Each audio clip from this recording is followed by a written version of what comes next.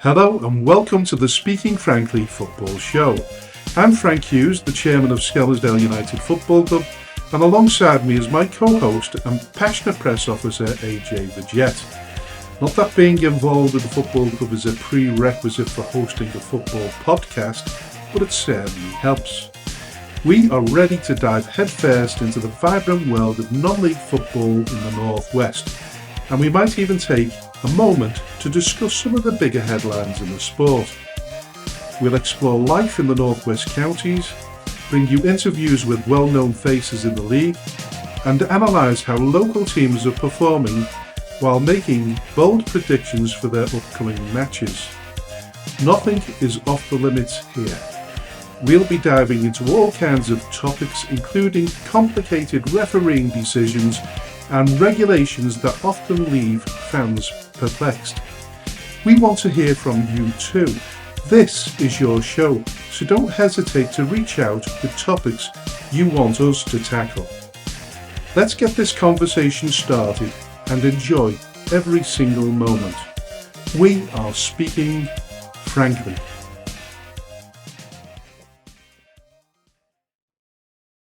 Welcome to the fifth episode of the Speaking Frankly Football Show, and good evening to my co-host AJ. Good evening. Good evening, Frank. Good evening, everyone. Thank you so much for tuning in again to the fifth episode of the Speaking Frankly Football Show. Right, and on the show today is Armin and Will from the Mighty Shakers podcast. Thanks for coming on the show. Yeah, thanks for having us on, Frank. You're more than welcome. Thank you. Listen, we want to discuss the controversy that led to Marcel, Phil and Neil Sears' resignations. Could you sort of give us a bit of a picture of the build-up to it and what happened? Yeah, fine.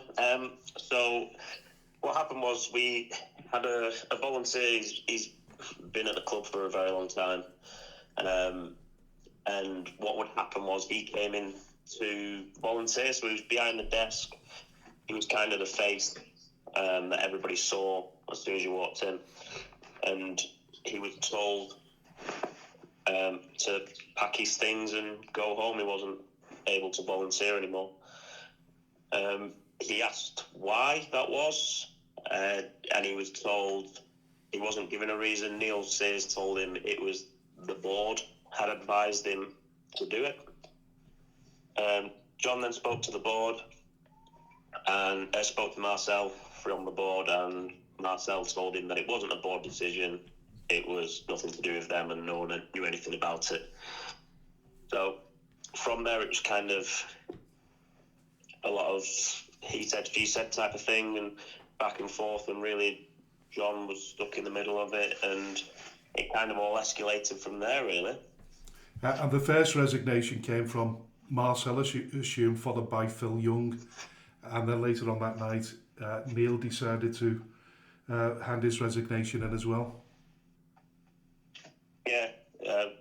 It was done in one day. I think Marcel and Phil were pretty much first thing in the morning, and then Neil was very quiet, and then I think it was I saw somebody say he hadn't come into work on that day, and then his resignation at night time.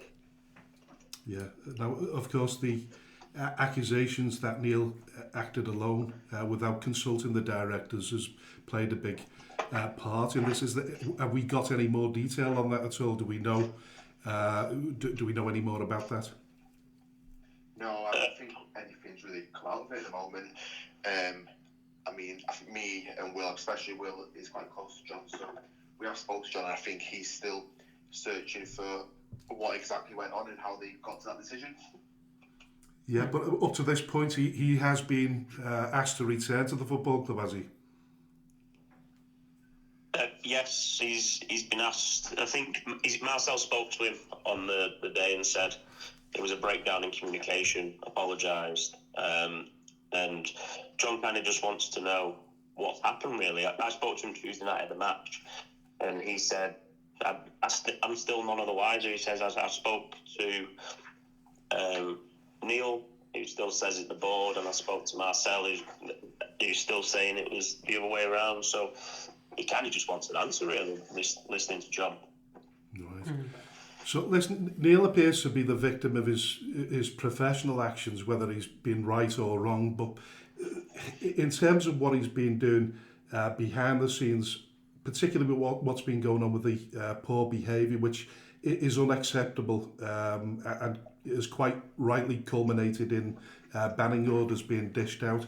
Do you think this has played a big part in what's going on right now? Has it blown everything out of proportion? I think so. There's been a lot of fan pressure,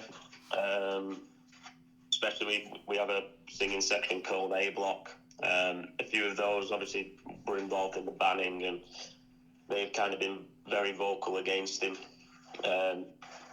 However, he did split opinion, and there were a lot of people on his side with the bans that he made, and he'd also been bringing in money. I know they were saying about advertising, had sponsorship, had matched last year, and he was on the way to beat it. So I know he had a lot of, people for and people against him, really. So listen, we'll discuss the voting process soon. But before we do you think there's a better way forward for the club from this point onwards in terms of maybe an amnesty for the fans that have been banned by the time the newly elected officers are in place? Or are some of these incidents so bad that the banning orders have to stay in place? I think the initial thing with the banning orders, I mean, I agreed that something had to be done to obviously appease the FA.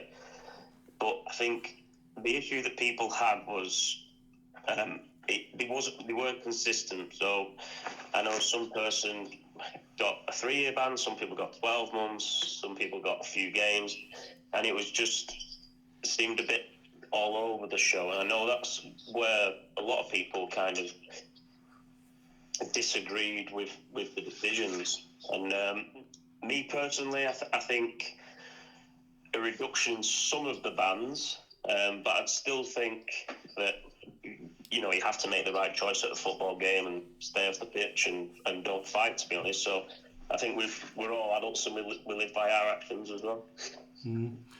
Listen, I wasn't suggesting for 1 minute that bad behaviour should be rewarded with reprieves, but because listen, abuse and pitch encroachments are totally out of order. But I just thought if the club could somehow engage in a form of peace treaty, at least the marker is set for the future. And if people overstep that mark again, then they can't blame politics or even confusion on the laws that exist. Even at this level of football. Yeah, I agree with you there, Frank. I think one of the things that a lot of Bury fans want is communication, and I think with Bury at times, since we've been back at Giggle Lane, communication has been lacking, and I think one thing of the criticism of Neil Sears was that he was hard to talk to. We've kind of had a lot of people say that they've had arguments with him instead of conversations, really. But he's actually doing a job as opposed to being a fan. I assume he's not a fan of the football club, or initially he wasn't. Yeah, that's right. Yeah, so I think he was a Forest fan, if I'm right. So, I mean, on the face of it, it was good to bring someone in that was quite neutral, but I think a learning curve for our fan base was to appreciate that he's just coming in to do a job. And in my personal view, if he ever stepped out of line with that board there, that could have stepped in. Yeah. I think the difficulty from, because you mentioned the lack of communication, but sometimes I know how difficult it is to run a club at our level.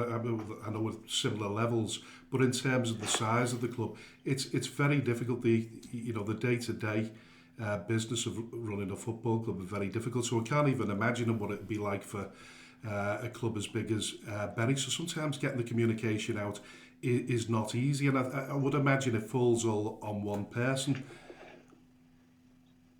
Yeah, agree with that as well, Frank. I think especially when you look at when AFC Bury were there, and it's well known that me and Armin, we didn't follow AFC Bury, but when we watched those kind of from the outside, and I've spoken to people who did follow AFC Bury, communication seemed a bit more constant. And since being back at Gig Lane, like I said, it is a massive job. We're all volunteers, except Neil Sears. And it is lacking at times, but we're not expecting like everyday updates, weekly updates. People just want to know more about the club, and I think with the history of Bury and what's happened, that people are a bit more wary what's going on behind the scenes, and everyone's got an opinion, unfortunately. So, which comes to the point, and listen, I don't want to forget John, by the way, the volunteer that was sort of dismissed, if you like, but the thing is, it feels as though there's a political situation still going on, rumbling away at Bury, and it's very much dodgy foundations, and I assume a hangover from the amalgamation of two warring factions, Bury AFC and Bury FC. Is the culture war still in full flow with two sets of ideas and beliefs on how the club should be run? I'd say it's becoming less and less. I would say there's probably a minority, and I don't like using the term side, but there is probably a minority either side who have strong opinions towards it. I know people from 2019 who haven't been back because they disagree with the merge, and I know people who've followed AFC who've not been back since the club had been back at Gig Lane. So it's definitely still there, but I do think it's becoming less. I know a lot of people, or not a lot of people, some people were banging the drum for Phil Young and Marcel to quit, and then they've kind of got that. And then I saw a tweet the day that those two quit that was like, oh, well, I'm not coming back because nothing's changed. So, I think it's a lose-lose situation, really, for some people.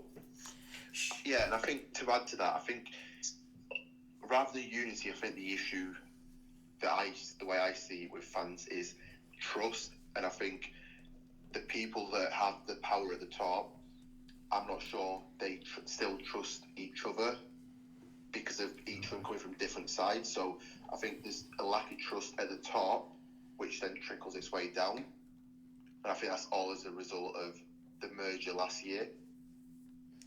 What do you guys think it would take for there to be total unity between the two factions? Me personally, I don't think it'll ever happen. I think there'll always be something. For me personally, and I know this goes against the model, but I think us to not be a fan-owned club and just have an investor and we kind of listen to them instead of us having an opinion, to be honest.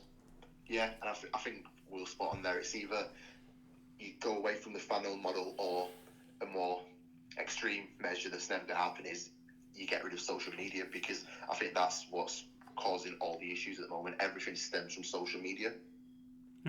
Yeah, I mean, we ourselves at SCEM have kind of borne the brunt of social media being a particular detriment to our season. Do you think though that the fans, faction is still sort of ever present and is still sort of really strong despite the club's clear and obvious strengths on the pitch? Do you not think that would provide harmony in itself? It's difficult to tell. I think over time, people will get over it. You got to remember, it's 18 months, isn't it, really? And I think, for me, I'm a Bury fan, and I go and watch the football, and I have a pint with my mates, and I do a podcast about the football, and that's about it. And for me, that's the start and that's the end of it. But I just think some people have it in the head. It's that ingrained that I don't think some people will ever be able to come back to Gig Lane and sit with their friends. And it's sad, really, when you think about it. It brings me back to Neil Sears, really. And obviously, you mentioned the divide is probably not as big as it looks on the face of things, but it appears to me Neil's sort of left because not just because of the issue with John, but it feels as though he's sort of been pushed out a little bit in because of the general politics of the football club. Is that right to say? Or I think, honestly, Greg, it's difficult, really, because the only thing that we've had from the club regarding Neil Sears was it's handed his resignation in. There'll be more to follow, and that's all we've had. So to kind of say what was going on behind the scenes, it's really difficult to say. I know it did seem that he had the backing of the board, and then the next thing we knew, the two board members quit, and so did Neil. So it's hard to say, really. That'd be a question for Neil, really. But listen, the common denominator here is that all those involved with Bury Football Club love the club, and had it not been for its folding, Bury FC wouldn't have be formed. So I just think that maybe people, if they could set aside their egos for the greater good, it would calm things down a hell of a lot. Yeah, definitely. I think a few people are too far down the line to swallow the pride. I think, and like Armin said, with social media, I think there's a lot been said. There's a lot of arguments. It's probably a bit too far for some people. Yeah, and it's a pity, really, because they obviously love the club and they want to see it successful. And right now, everything on the field is looking really good. You've had a good run in the FA Cup, and you're unbeaten in the league. You're about 4 points away from. About 4 points off the top now? 4 points off with 3 games in hand. Yeah. It's an enviable position to be in. Is there a part of you that feels like maybe Marcel and Phil, and obviously I know Neil Sears was a divisive character, but with Marcel and Phil, it seems like the feeling around that was a little softer and a little more genial towards them. Is it a shame to see that they've stepped down over the fallout from John being excluded from the club?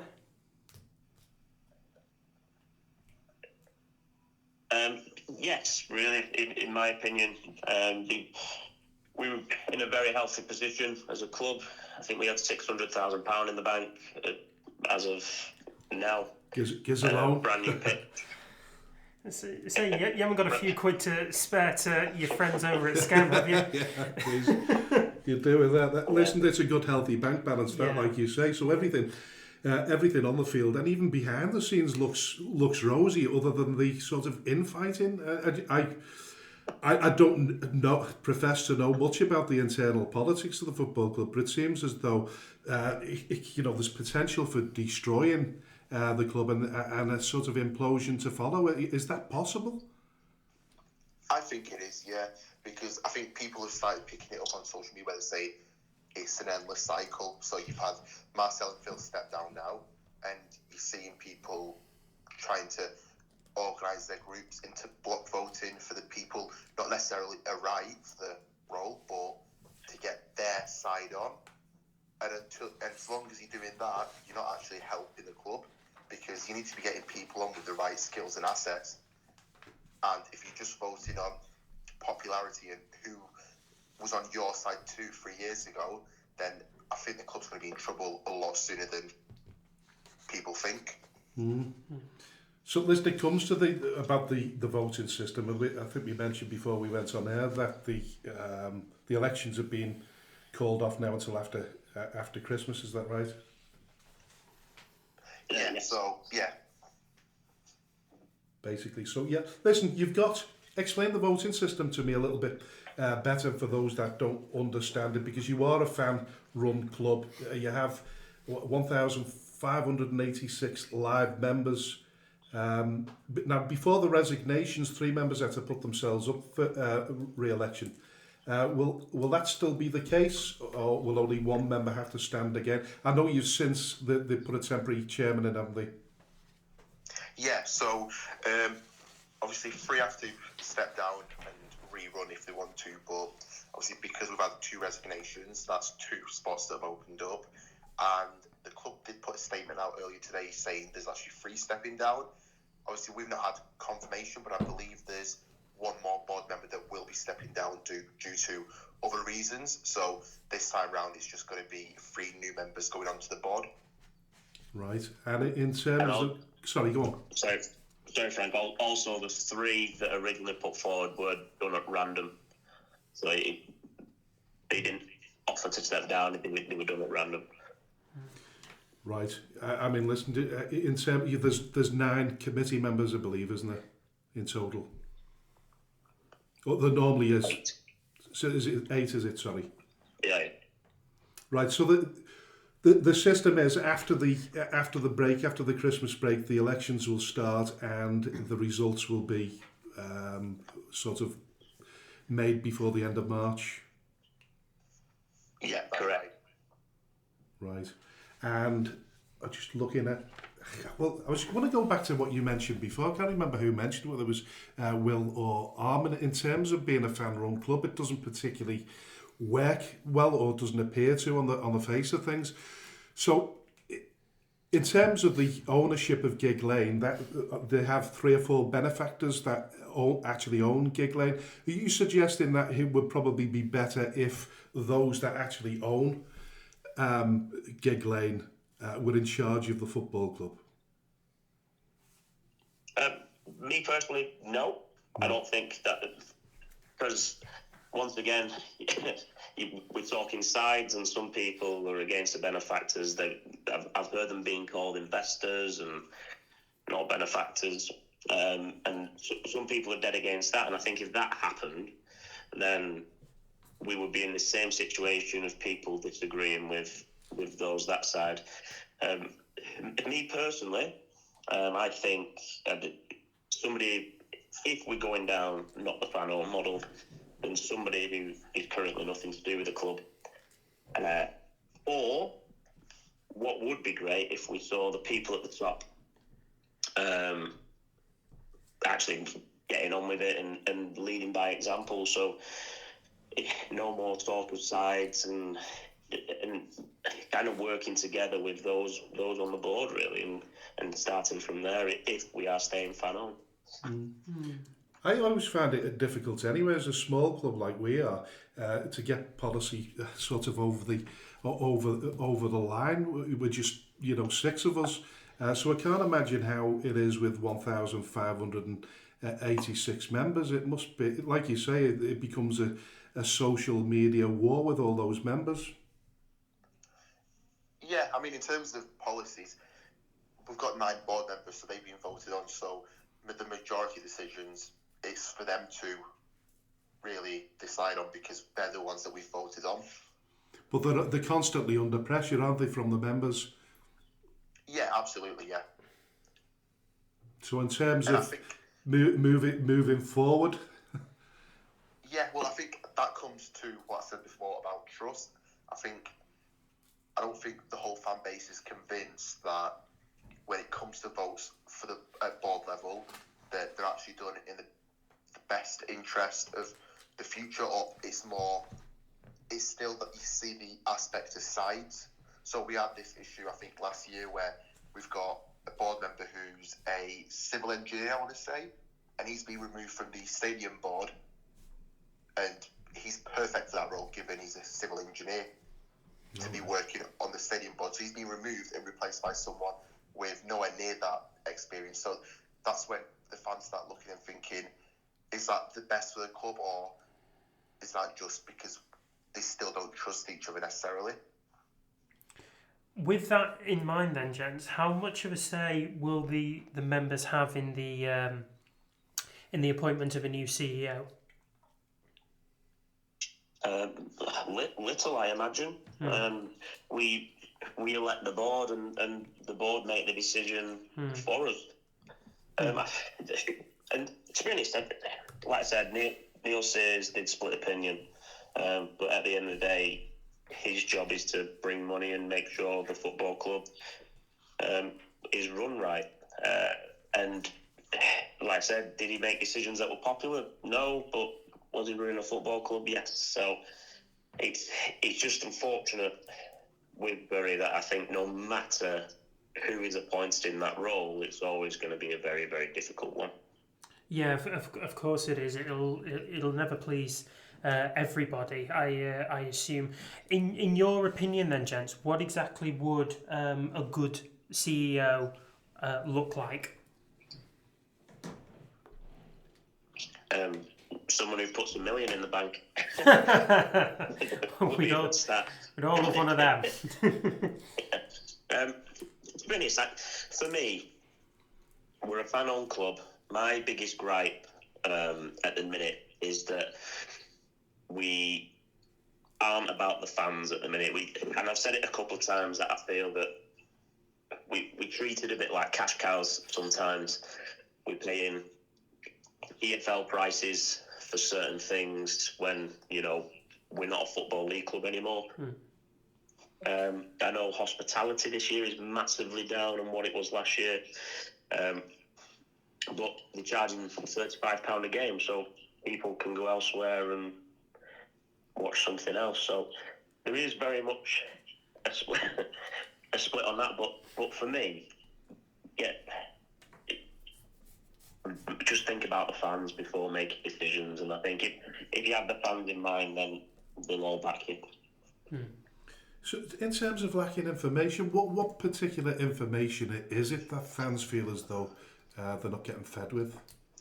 I think when you look at other fan-owned models, so let's look at Chester or FC United, if you go on to the portal as a member, you've got access to the monthly board meetings, the minutes are all there, you can see who attended, you can see if it was on Zoom or if it was in person, and you've got a brief overview of what's going on at the club.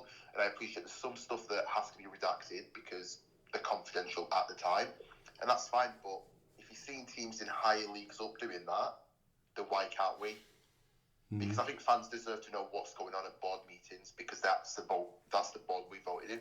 So if we know that some things aren't going unnoticed and they are actually speaking about it at board meetings, I think it'll make the board members' jobs a lot easier as well. But does that give the members more to argue about then on social media? If they're getting to know the minutes of the meetings? I think it protects board members more, because I think over the last year you've seen a lot of rumours about certain board members, people saying, oh, this person is never present, they're never there, they don't do anything. So if you've got the minutes there saying they were there, that does that person a lot of favour, because it shows they were there, and also it stops the rumours. Yeah, definitely. Listen, we forget at the end of the day that there's so many people's lives have been turned around and they will be hurting heavily. Neil Sears has lost his job, Marcel, Phil, and of course John, who have invested their valuable time and efforts into making the club a success. I know they'll be feeling really empty for a considerable amount of time. Yeah, and I think as well with Marcel, he's a Bury fan. So, even though he has stepped down, hopefully that he'll still be down home and away, and he'll still be showing his face, because I can't imagine anything worse as well with having to step down and then not being able to go to games because of worrying what people were saying, and it's a very tricky situation for him. Yeah, and I think just to add to that, I think as a whole, we're seeing social media destroy people's lives, and it's quite bad within the Bury fan base. I think people need to appreciate the difference between criticising a business decision and going after people personally. And at the moment we can't seem to differentiate the difference between the two. So Neil's, for example, has just lost his job. So people shouldn't be celebrating that, because at the end of the day, it's someone's livelihood. Yeah, definitely. Of course.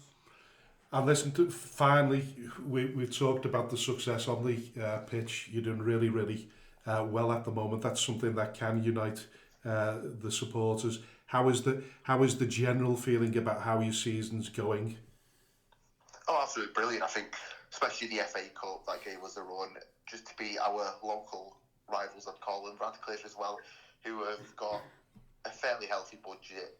To beat them 3-2, that was quite a memorable day. And I think overall the season's looking really positive. Obviously, we got 3 games in hand on Ramsbottom and just 4 points behind them. So we're getting to the point now in the season where we're not really in any cup. I think we might be in one more cup competition.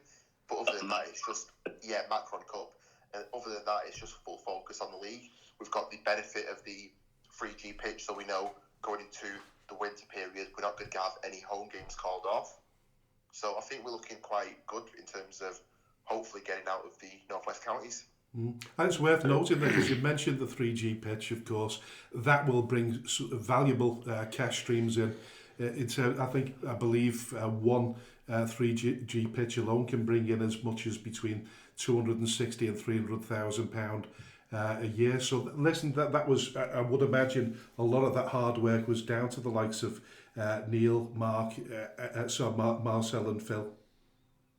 Yeah, absolutely. I mean, the 3G pitch, my team that I run on a Sunday, we train there on a Wednesday night, and the price we pay to hire Gig Lane now is competitive. It's as much you'd pay for a knackered 3G school. So I think they're doing really well. It seems like it's busy. It's always getting booked out. So I think it's a healthy income for the club. And I think that everyone that was involved with that, whether it was sourcing the funding to actually planning it and getting it in place, I think they've done an excellent job. Yeah, definitely. Yeah. I add to that as well that we spoke about a lot of negative tonight. However, one thing that I will say, since we've been back at Gig Lane and now having the 3G pitch, that the amount of families down at Gig Lane, I've never seen as many. There's children there at the front talking to players. The players seem to be loving it as well. There's one in particular, Gaz Pete, who's, I think if you speak to every Bury fan of him, he is Mr. Bury FC at the minute, and he that is refreshing to see. And when the kids are at the front and with the families, mums and dads and everything, you forget about what's going on off the pitch. So but for everything we said is bad, I think there's a lot of good going on with the club as well. Yeah. And listen, I have fond memories of Gig Lane, because back when the Northwest Counties was first formed, Skelmersdale United Football Club got to the final of the Northwest Counties League Challenge Cup. To be honest with you, we went there twice. I can't remember the second time around, about 2002-3. So they're remarkable sort of memories for me. But I didn't envisage the day that we'd have actually been playing each other in the same division. Yeah, I don't think any of us did, to be honest. And you forget about it. It's easy to forget where we've come from until you're stood at Lower Breck on a Tuesday night, and it's a bit of a brought back down to reality. But my favourite thing with it is that everywhere you go, people are friendly, and you can sit and have a pint and not have to worry about any trouble. I mean, for everything bad that happens to us, I am particularly enjoying this non-league journey, to be honest. Yeah, and listen, when you do get back up there, and I'm pretty sure you will, I think you'll all appreciate it far more. Yeah, definitely. I agree with that. Listen, all the best for the rest of the season. Thanks for coming on the show and explaining a little bit more. Hopefully, you inform people that are a little bit less knowledgeable about the situation. And I hope everything calms down. And listen, lovely, fantastic podcast that you run yourselves, the Mighty Shakers podcast. And I know, listen, any enthusiast that gets involved with non-league football or any form of football and starts a podcast gets my thumbs up. Cheers, Brian. Thanks for having us on. Thanks very much. Best of luck for the season, mate. Cheers. Thanks, Take James. care. Thank you for that. Thank you. Bye.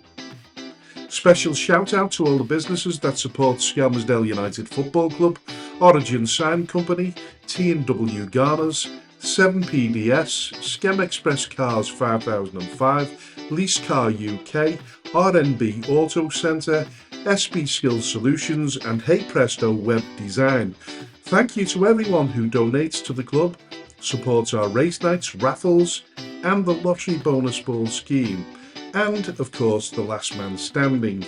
A special thanks to those who organise these fundraising events, especially the incredible Lee Davis and Lucas Bergquist.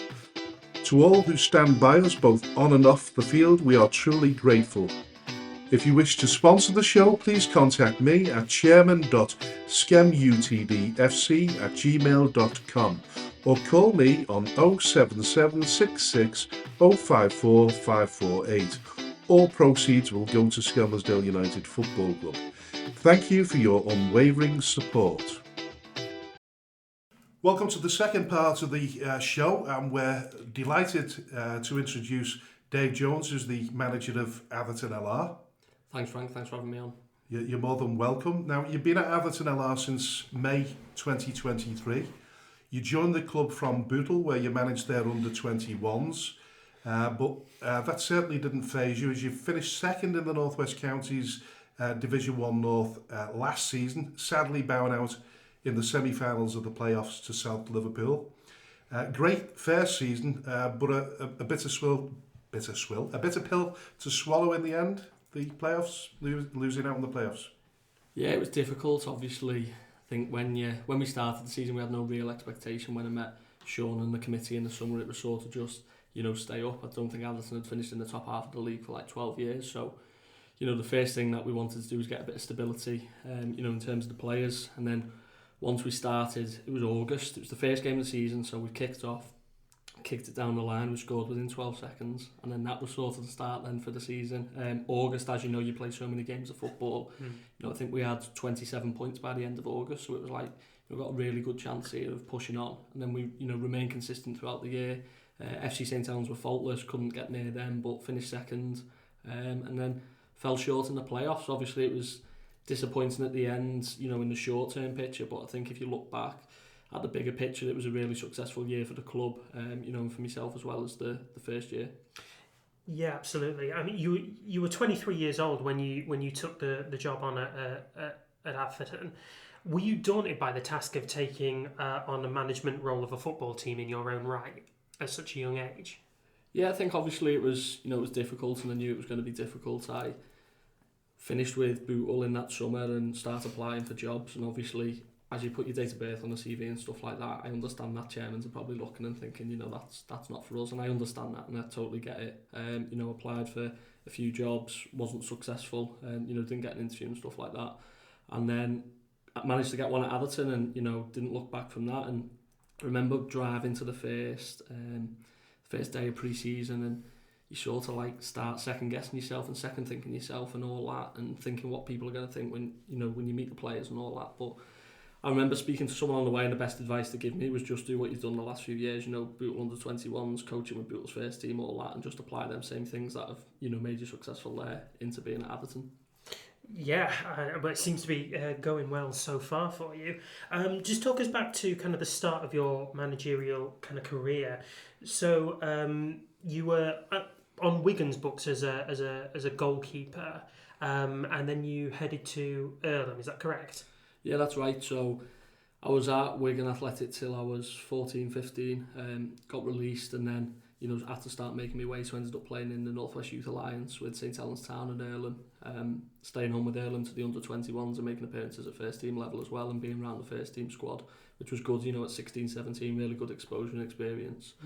And then moved over to Burscough, so played 50 games at Burscough in the North West Counties Prem, and then COVID hit in, and then went to Charnock Richard, and then for whatever reason, loved me football, and that just stopped enjoying it. I think, to the point where enjoyed all of it through the week, the changing room, the training, the environment, all that. But turn match days, I dreaded it. Really, really dreaded it. Woke up in the morning, just didn't want to play. Went to playing all game, asking the linesman how long's left. If someone's lying for me, they'll understand that now. Yeah. How long's left, literally every 5 minutes. And, it gets to the point where it's like, you've got to think, that's not right. That's not right to feel like that, and you shouldn't be doing something if you genuinely don't want to do it. And I think probably felt like I'd let a lot of people down as well. You know, people who put time and effort into me and, you know, taking me around everywhere. My dad taking me around everywhere as well, and coming everywhere, watching me coaches and that. But I genuinely just stopped enjoying it for whatever reason. Wish I didn't feel like that, but I did, you know, got to be honest with it. And then tried to get back into it a few times, you know, bits of training, helped out with St Helens Town a few times when they needed a goalkeeper, but just couldn't bring myself to want to do it all in again. And I'm one of them people, if I'm doing something, I've got to do it 110%. I can't do it, you know, a bit. So just never ended up happening. And then, you know, started coaching at St Helens Town under 18s, assistant manager, to my assistant manager now. So the manager at St Helens Town under 18s is my assistant manager now. So I ended up doing that and then moving on to Bootless 21s after that. Wow. You must be a fairly confident person. I mean, you say the downsides of not enjoying football and then taking the step up to coaching, but you must have bags of confidence to take on that role at 23 years of age. Certainly in terms of you've done the sort of the reserves and the youth side of things, but to take the step up into fully fledged adult football must have been, it takes some doing at your age. Yeah, I think so, but then I think you've got to also, you know, back what you're sort of doing and delivering.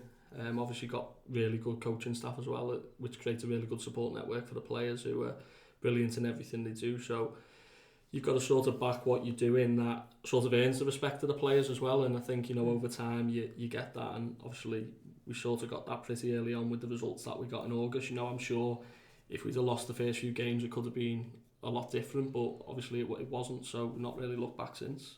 You absolutely haven't. As a young manager, I'd imagine that some of your players are a lot older than you. Have you kind of reached that point where you started dealing with egos yet? I think we've got, 2 or 3 players that are older than me, so we've got quite a young group as well. Certainly do. And that's something we wanted to put in place, not because of my age, but we just felt like, you know, young playing model would sort of suit what we want to do a little bit better. But, you know, on the egos, I think every players have got the different sorts of personalities and stuff like that, and it's just sort of about, you know, managing them. And we're very fortunate at Atherton, we've got a young group that have formed a great connection with each other, that have ended up being, you know, a group of mates that really do enjoy and spending time together, and I think that's what makes it easy. And the group's probably at the point now where it looks after itself. I think, you know, if someone starts to pull out a line, they quickly get pulled in by the rest of the group, and, you know, when people are signing, it quickly all starts to merge into one, because the group foundations are already there and people joining it just have to sort of fit into that, otherwise it just doesn't work out. No, it doesn't. And I think that's quite interesting when you look at the overarching stats from this season and from last one. The biggest one that I could find is that you've kind of built your team and your campaign up at the top of the table on a watertight defence rather than being very high scoring. Obviously there's a handful of games where you've scored 4, 5 or 6, but the clear stat is that you concede 1 or 2 at most, and for the most part you're actually bringing in the clean sheets in bucket loads. Is a watertight defence kind of a hallmark of how you set up tactically?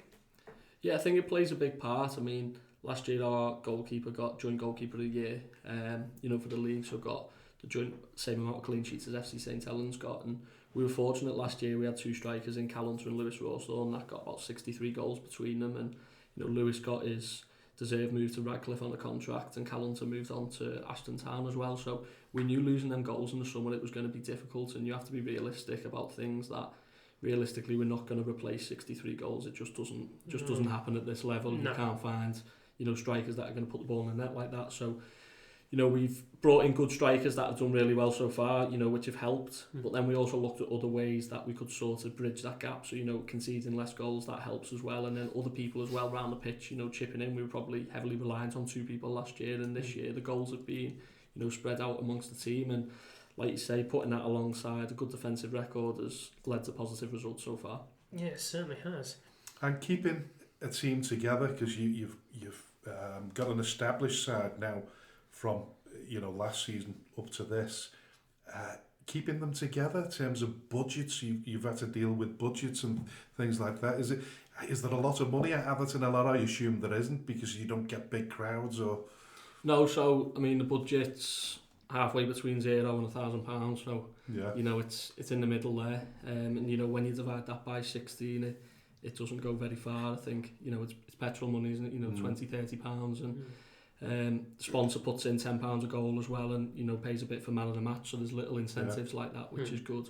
So that has the challenges, because a lot of these players last year, it was sort of the first year in North West Counties football. So you're then aware that them players' names are starting to get circulated around, and people are starting to look at them, and people with higher budgets and stuff like that. So that had its challenges, especially in the summer, because we finished second last year. So there's other teams in the league, like Frank, that have got good budgets and stuff like that. So it become difficult. But I think what you've got to back is the players enjoy the environment that they're playing in, and I think what a lot of people will say is, forget the money and forget the extra £20-30. I think a lot goes to say for enjoying the environment you're playing in. You're working all day, you want to go there on a Tuesday night, you want to go there on a Saturday afternoon, and we try and put things on like the nights out, we have meals out, full tracksuits, full training kits, try and look after the pitch the best we can, the food after the games, all them things you can sort of control within a little bit of a budget,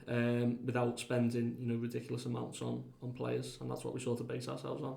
Yeah, and like you said, we talk about it on a regular basis, about budgets in and around the teams that we play. Yeah, I think we bemoan ours. We bemoan ours more than anything else. Well, we've heard figures, £400 for a player. You just can't compete with that, can you?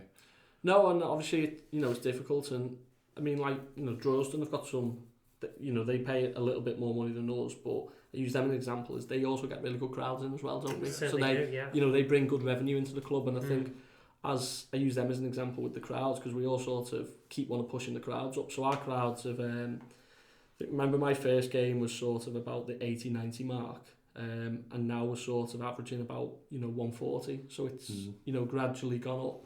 You got a good gate on Tuesday night, didn't you? I think it was 169 or something like that. Yeah, it was around that mark. And to be fair, Ashton Town, they brought a good handful as well, so that helped. And then we've had a few Saturdays this year where we've had over 250. So as long as that can start to keep growing and keep progressing, then that allows obviously finances off the pitch to keep pushing forward as well. Yeah.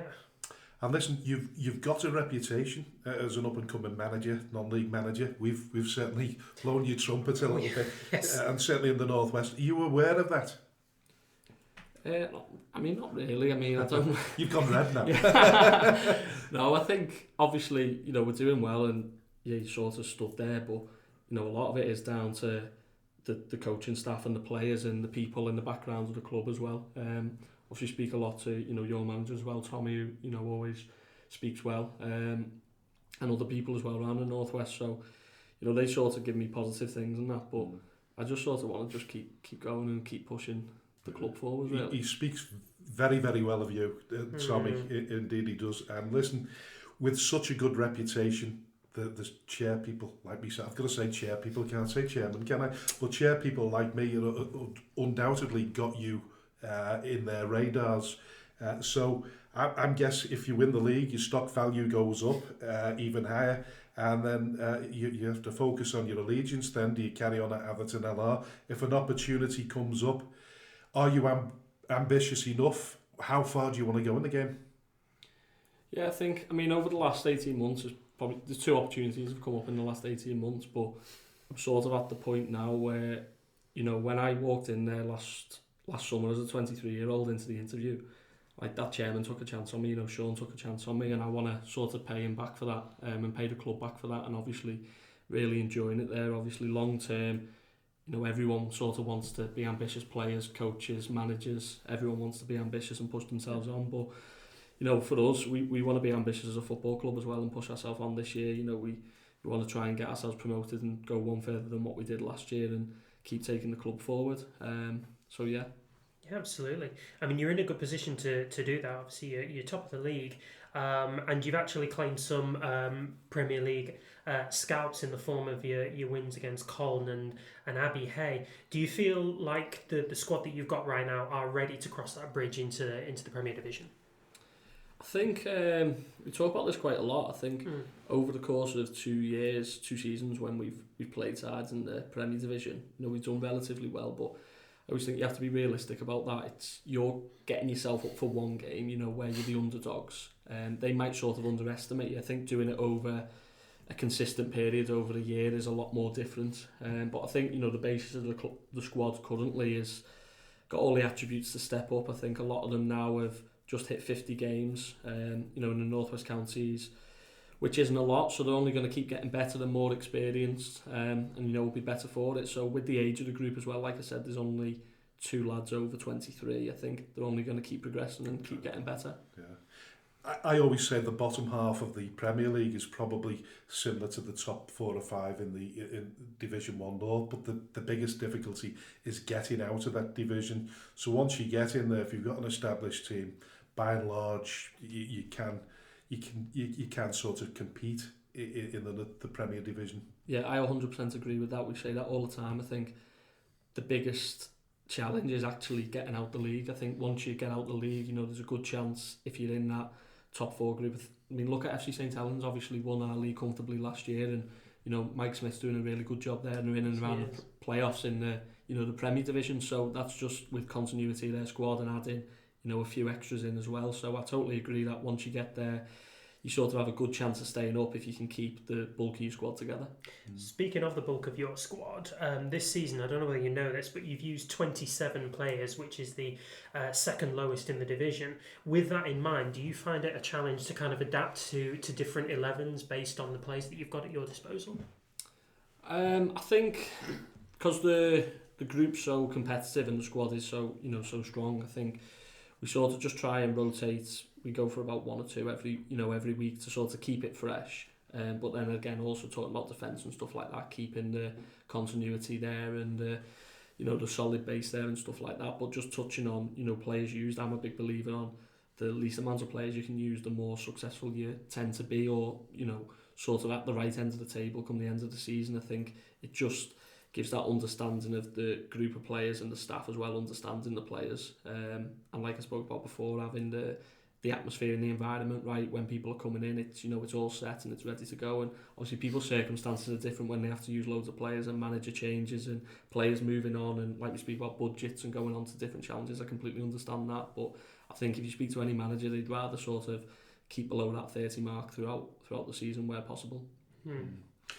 In terms of building a squad, we would talk about ambition, but if you do go to another club at this level of football, when you move into a club, it's about building a team, isn't it? And that's that's going to be a difficult concept for any new manager. We've from our predicament at the moment is because we're establishing a squad.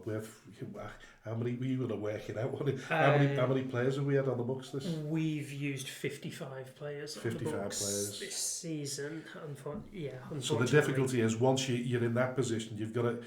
You're tinkering around all the time. You've been fortunate not to be in that position, certainly last season. I imagine did you bring quite a few players from your Bootle under 21s, or was there already a core group of players at Atherton?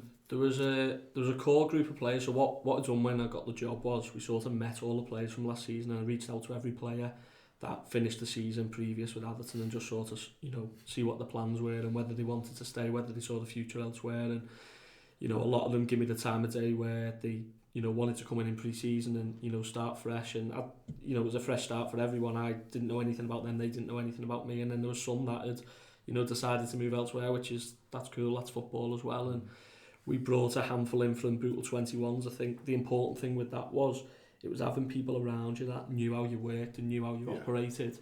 And then, we think it was 5 or 6, and they sort of knew the standards that you expected. And, that helped pull the other group in. And I think now there's 2 players left that finished the season before I started. So that's Dave Moore and Lewis Adams. And they're the 2 lads that are over 23. And so grateful for them as well for giving me the time of day and staying on. They've been absolutely brilliant for me, bought in totally to something that's probably a little bit different, and being great leaders and great people for the football club as well. In terms of pressure, are you feeling any pressure at all? I think we mentioned before we went on air that your hair's receded a little bit, you're aging a little bit. You're only 25, but you probably feel as though you're about 45 now. I don't know. Yeah, no, I definitely don't look 25 anymore, but no, enjoying it, not so much pressure, enjoying it, genuinely do enjoy it every single day. Because you seem quite relaxed. I was at the game we'll come to the game on Tuesday against Ashton Town, and you do look, you're not a screamer or a shouter, are you? Well, I certainly didn't hear it. No, it wasn't. Mind you, there was a bloke in front of me, I think it was Stuart Humphreys, that was screaming his head off. So I couldn't hear. Yeah, no, not really. I think, again, at the start of the season, we spoke with the club and there was no real expectations. If we could get in and around the playoffs again, that would be brilliant for the football club, and that's what we sort of spoke about. And again, got off to a good start, and now we're in this position now, of course, we want to keep going. But, I don't feel any pressure, like you say, my hair is going back, but I just think success breeds a little bit of pressure. I mean, you get to the nitty gritty towards the end of the season, and there's not much distance between you and second place, and then you start to feel the pressure, I would imagine. I think what I have enjoyed. What was it like at the end of last season? Sorry. Probably last season was a funny one because we sort of probably knew we were going to get the playoffs from about March time because we were doing all right. Barring a disaster, we were going to get the playoffs, and then I think it probably become more difficult, the fact that we finished seconds and we've been second since like August or September. Yeah. You know what I mean? So you knew you were going to sort of be in the playoffs, and then South Liverpool got in the playoffs the week before with a 98th minute winner, and it's like they sort of have all the momentum. We had to play Tuesday night at Bake Up in a dead rubber, then have to lift yourselves again to go and play on the Saturday. That's not, obviously it comes down to loads of different stuff on the day, but that probably played a part. But what I speak about now with the pressure, it's funny you say it, because I say I don't feel it, but I'm much more enjoying the Vars weeks at the minute. When we played in the Vars last week, playing Abbey A, no expectation, you go into a Premier side on the Saturday, if we go through, great. If you don't, it's back to league action. Obviously you want to win, but it's back to league action. So sort of enjoyed them weeks of just the free hits on the Saturday. And then obviously, like you speak about there, going into the nitty gritty time, that you spoke about it a few times, Frank, on Twitter, you look at the league now, there's actually not many games left, is there? When you start to look at you're into the second half of the season already. Well, it's frightening for us because we're bottom of the table, 10 points adrift at the second from bottom. Time is certainly running out. So in terms of having points in the bag for you, that's great to have that little gap, isn't it, at the top?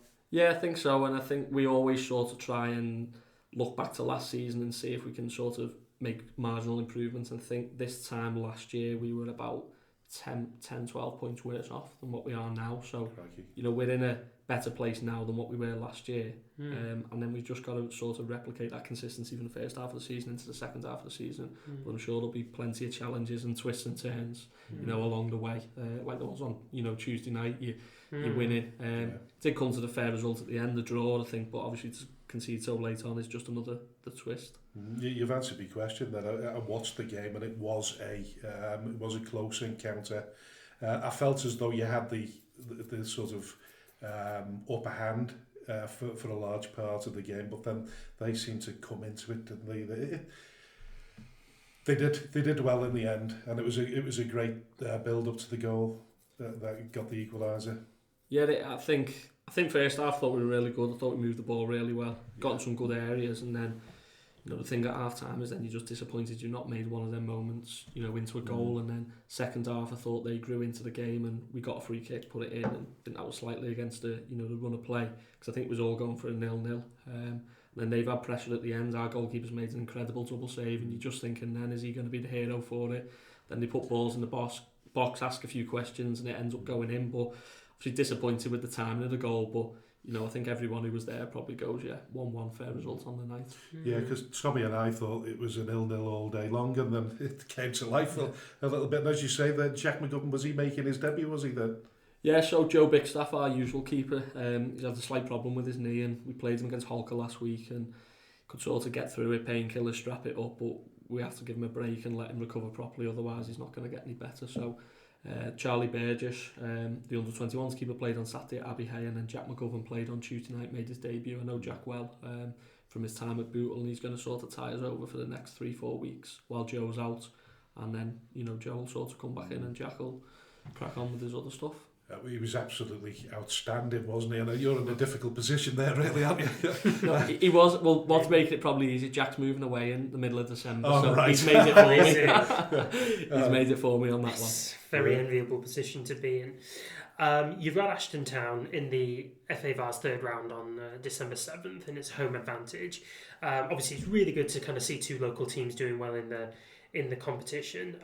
You'll look forward to that. Obviously, hope for a prolonged stay in the club. It's 30 years since the club got to the semi-final. I suppose you'd like to go one better, really. Well, yeah, I think that's everyone's dream when they start the Vars at the start of the year. But you know, for us, I think going round by round, I think the crowds and the noise around the club's been building. Because everyone does start to get a bit excited and believe a little bit. And, you know, that's all right. That's what football's about. We tell the lads that all the time. It's okay to look forward to it and, you know, believe and dream a little bit as well. Because that's what it's all about. I look forward to the Ashton Town tie because it's two local clubs, you know, going at it. I'm sure it'll be a good crowd. We've played them 3 times this year. We've lost once and drew twice. So, you know, the tight games every time. And I'm sure that will be a great time. We'll look forward to it and a chance to get into the last 32, and obviously the financial benefits for the club is, you know, prize money as well, which is, you know, really important to us. So we're guaranteed a team in is it the 4th round, would it be? This is the 3rd round, is it? It is, yeah. So it'll be the fourth. So what point does it become sort of the national side? Because it's normally regionalised, isn't it, up to the 4th round? Has that changed, or but is it still regionalised beyond that? Someone drew it up for me Saturday night and sent it to me. I'm sure there was only 16 teams left, sort of from the Midlands up, you know, where they would do the divide. And then everyone else, the other 48, was sort of in the southern section. So I'm not sure how they'll balance it. If there's 16 teams, there'll be 8 ties in the round 3, and then that'll become 8 teams. So I'm not sure how they'll keep balancing it. I know when I was playing at Earlham, got to the last 16, which was brilliant, you know, one away from the quarter final, and they played Chertsey Towns, that was down south, and they'd sort of come up. So I don't know if it's sort of around that, which would be in, you know, 2 rounds time. But you know, it's all things to look forward to and dream. Like you say, it's exciting, isn't it? I mean, I always looked out for the draw, whether it was the FA Cup or the FA Vars, and you like to think you could end up with a nice little away trip somewhere that you've never been before, and that always tends to build up the camaraderie with the players and supporters. You get them all on the coach to a nice away trip and a few tins on the way back. Yeah, we had 2 last year. We went to Armthorpe away in the Vars last year, and we enjoyed that trip. And then we went to Newcastle University away in round 2 last year, which we fell short. We fell short 3-0 on the day, and you know, they were really good. And like you say, on the way back, you just sort of forget about it. You're out the cup, and then you're concentrating back on the league, but you enjoy your trip back, don't you, with the players and the staff and the supporters as well, who enjoy them days out. So I think there was a few people that wanted the coach journey, but you know, I think for us as well, and talking to Ashton Town as well on Tuesday night, that we know a lot about each other, so you sort of have that advantage as well, if you know... Bit more of a chess match again? Yeah, again, that's what I mean, in preparation, and they know plenty about us, we know plenty about them, so it's just trying to get them fine margins on the day, when sometimes you're travelling up to Newcastle, you are literally walking into the unknown and don't know anything about them, can't do any prep, you know, any shape work, all that type of stuff. So we'll look forward to that tie, like I say, it'll be 2 local clubs going at it, and hopefully a good crowd on the day. Yeah, that'd be brilliant. Listen, a very...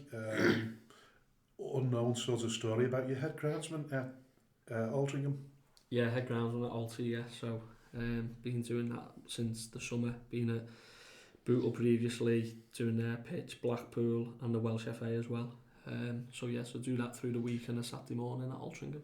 I read about the Welsh FA. What did that comprise of? What role was that? So that was deputy groundsperson at the Welsh FA National Training Centre in Wrexham.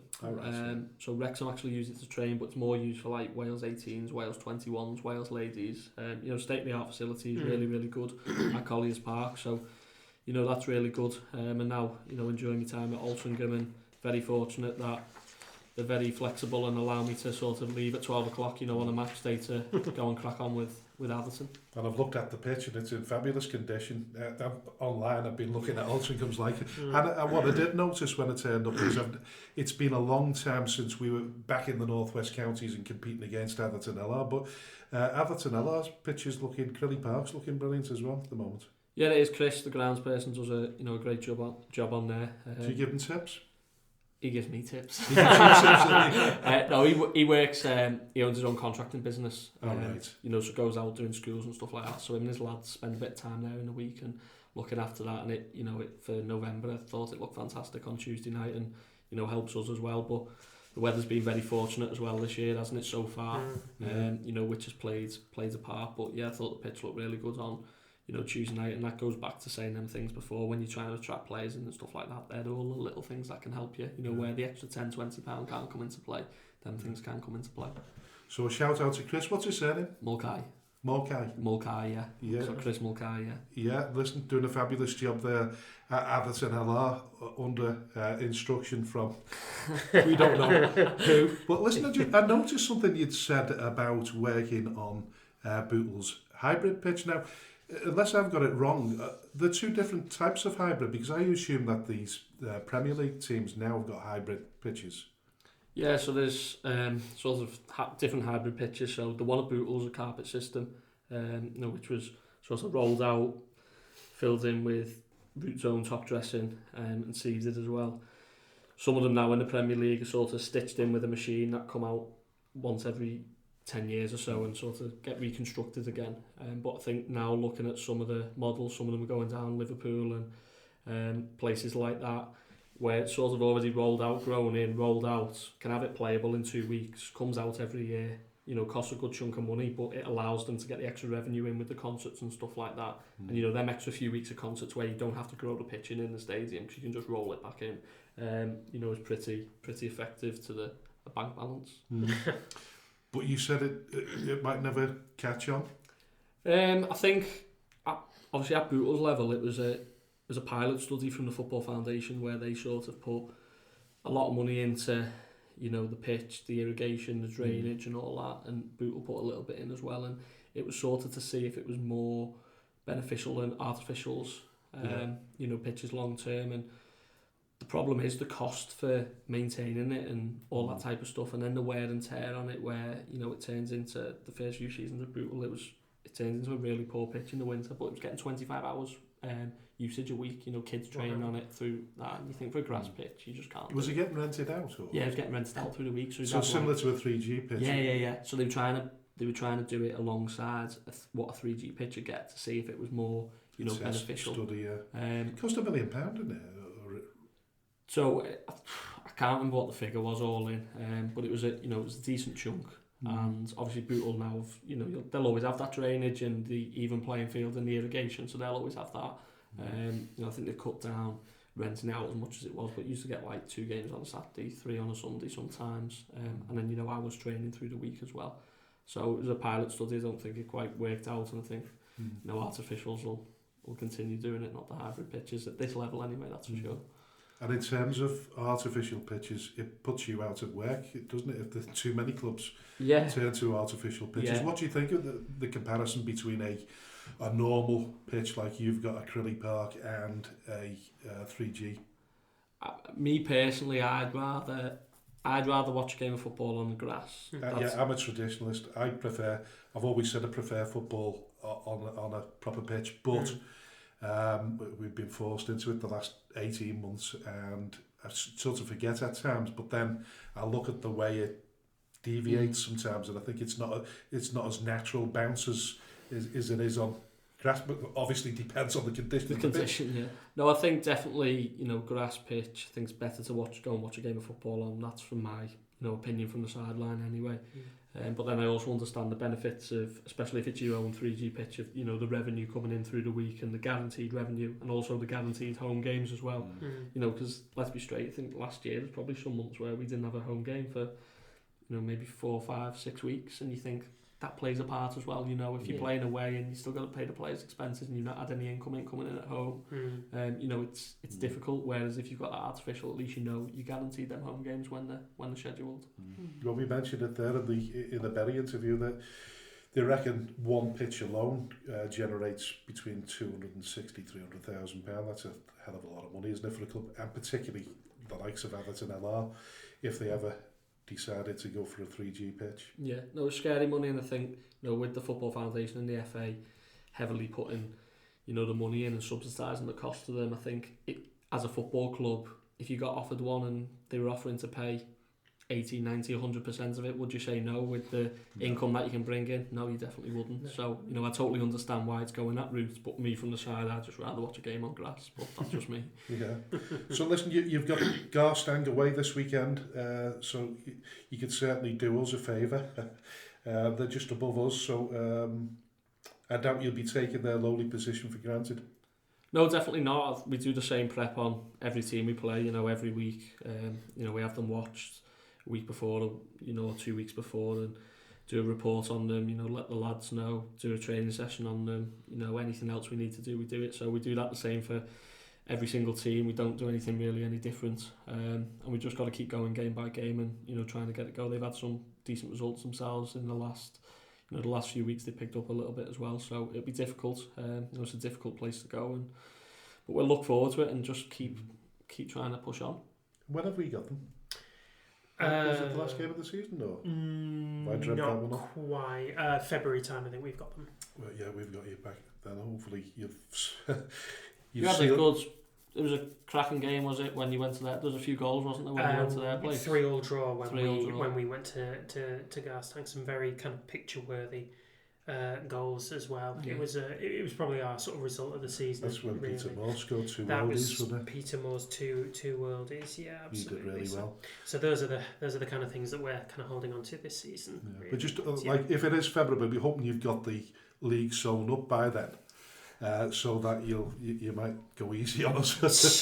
But listen, before we end, what is your 5-year plan then? Mine or Atherton? What's your plan for the 5? Well, listen, it obviously integrates with what you're doing at Atherton, obviously. Yeah, I think. I know it's a difficult question.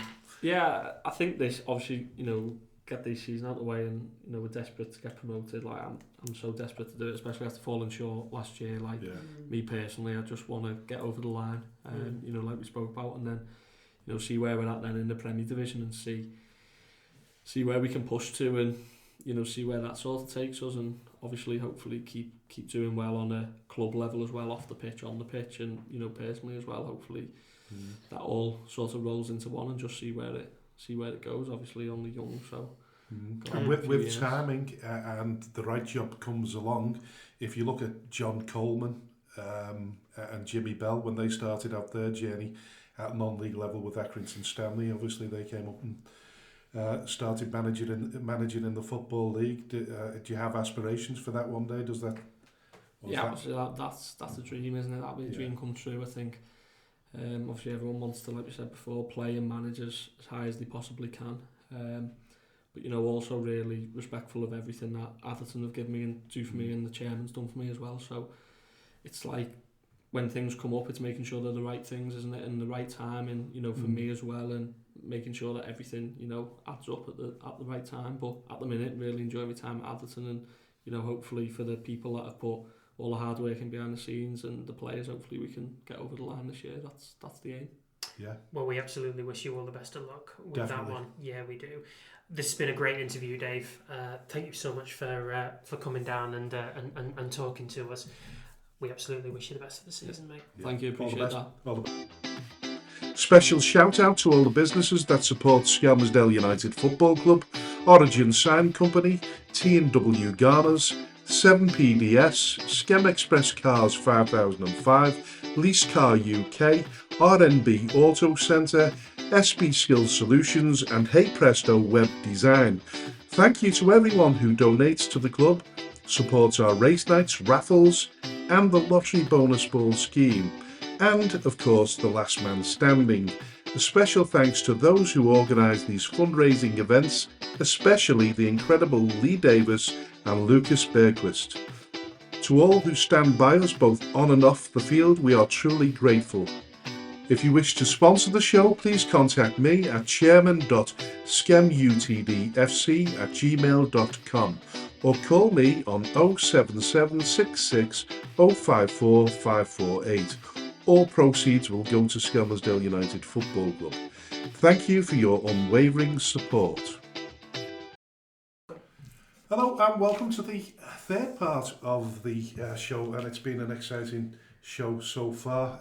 Dave Jones, what a character! What a character indeed, and what a job he's doing at Atherton LR. It's stunning to kind of think that he's just 25 years old. There are players playing in the division that are sort of around his age and just about coming to the peak of their footballing careers on the pitch, and here he is making a huge name for himself off of it, but he's clearly just completely unaware of it. He's so tunnel visioned on the job that he's doing at LR. He's not thinking about anything else, and quite rightly as well. I mean, they're top of the league. They're unbeaten. They hold a 5-point advantage over Nelson with a game to play. There is everything to play for Davy Jones and for his boys at LR. Listen, he's making a huge impact and just a fabulous bloke to boot. And moving on now to the more controversial issues, starting with... on the 11th of November 2024, Coote was suspended after video footage with Ben Kitt emerged in which he made derogatory comments about Liverpool and described Jurgen Klopp as an arrogant German, according to The Guardian. The video appears to date from 2020-21 season. During that season, Coote was the video assistant referee for the Merseyside derby between Liverpool and Everton at Goodison Park on the 17th of October, a game which saw Everton goalkeeper Jordan Pickford go unpunished for what TNT Sports called a horror tackle on Liverpool defender Virgil van Dijk, which resulted in a season-ending injury. Now, having watched the collision, Coote did not call for any action on Pickford, instead focusing on a marginal offside in the build-up to the collision. So, where are we with this so far? So David Coote initially claimed that the video wasn't real. However, he's later admitted that it was genuine. The Football Association have subsequently investigated the video, and he's been suspended from all footballing nature pending the outcome of the investigation. Ben Kitt, the other man who you see in the video, he's also been suspended from his own job. I'm not sure yet as to whether he's been fired from it. Which job? What is it? I can't remember what it is that he does. I don't think it's nothing related to football, I don't believe, but regardless, he's been suspended.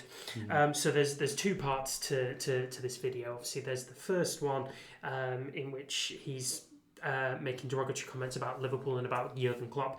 The second one is that there's another video now relating to him taking drugs. Allegedly, yes, very important. So it can't get any worse from that. Not if you're David Coote, no. So first of all, what do you think about what he said, and do you believe that all the repercussions in this case are justified? So in the 20 odd years that I've been watching football, which I admit isn't a particularly long time, I've never seen a referee lose the notion of impartiality. I think the only other case that I can think of that even slightly comes close is Tom Henning of Rabo, who refereed the Champions League semi-final in 2009 between Chelsea and Barcelona, in which Rabo turned down at least 3 different penalty appeals for Chelsea, and then was never refereed a game after that. That's the only one that I can think of, but I don't think that comes close to what Coote's done.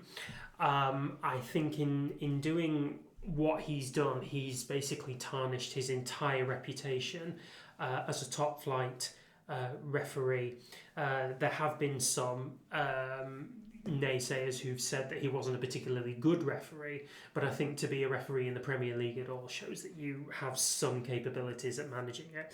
But I think Coote's actions have thrown it all out the window completely. I think to be a Premier League referee, or indeed any kind of professional referee, you have to uphold a standard of impartiality at all times, because you are held to such a high estate of account.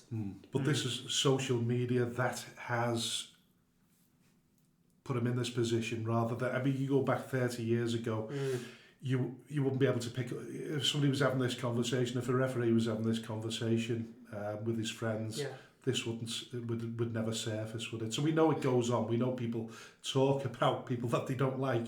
Yeah, they do. Unfortunately, though, it's to have allowed himself to be videoed in such a compromising position, I think was an act of utter stupidity, regardless of what his thoughts are on Liverpool and on Jurgen Klopp. And listen, every referee's got opinions on particular clubs, players, teams. I mean, I think Mark Clattenburg once admitted that he gave a decision in favour of Manchester United because he was so terrified of Roy Keane. All right. But he made this admission long after he'd stopped being a referee. Coote is still very much an active referee at the time that this video has been made and has come out. But he's left himself completely open to this kind of outcome by being videoed in the first place. So he knows, in effect, he actually knows that somewhere down the line something could come back, bite him back in the bum. Yes. So from that perspective, he's getting his just desserts. Yeah, I think he is. I don't think he could reasonably control a game in the centre of it after having seen this. So the PGMOL have already suspended him. Yep. He's likely to step down before he's fired, I would imagine. But he stands to lose as much as £1 million resulting from this. Now, one would assume that he's got a mortgage to pay for. I don't know whether he's got a family to look after financially. So is there any room for sentiment where he's concerned? I think it's very few and far between. As I said, referees are held to a higher standard of impartiality and professionalism than players and management, rightly or wrongly. But I think he must have known that going through his entire qualification process, his entire journey up the ranks to get to the Premier League, and he's thrown it away. And do they get media courses in media, how to handle them and how to deal with social media, like you say? I would certainly believe so. I mean, we've spoken to players in the past who have been given media training at professional football clubs, so you'd certainly think that the referees would come in for some training as well, particularly when you consider the barrage of abuse that goes on about them in social media itself. I don't think there's much room for sentiment where he's concerned. It's a complete lack of professionalism. Yes, he's on his own time. He's being personal and stuff like that. But we've seen other referees do this. I mean, Mike Dean is a huge Tranmere Rovers fan, and he's been seen at games and things like that. What Mike Dean has never done is he's never put himself in this kind of naive, vulnerable position where he's but nobody has until we see this. No, exactly. He's the first one of his kind to do this. I think the PGMOL have to make some kind of reasonable example of him, because the standard of refereeing has come under scrutiny this season, probably more than any season so far in living memory. Whether he's a good referee or not, I just don't think there's any room for him to be in the Premier League ever again.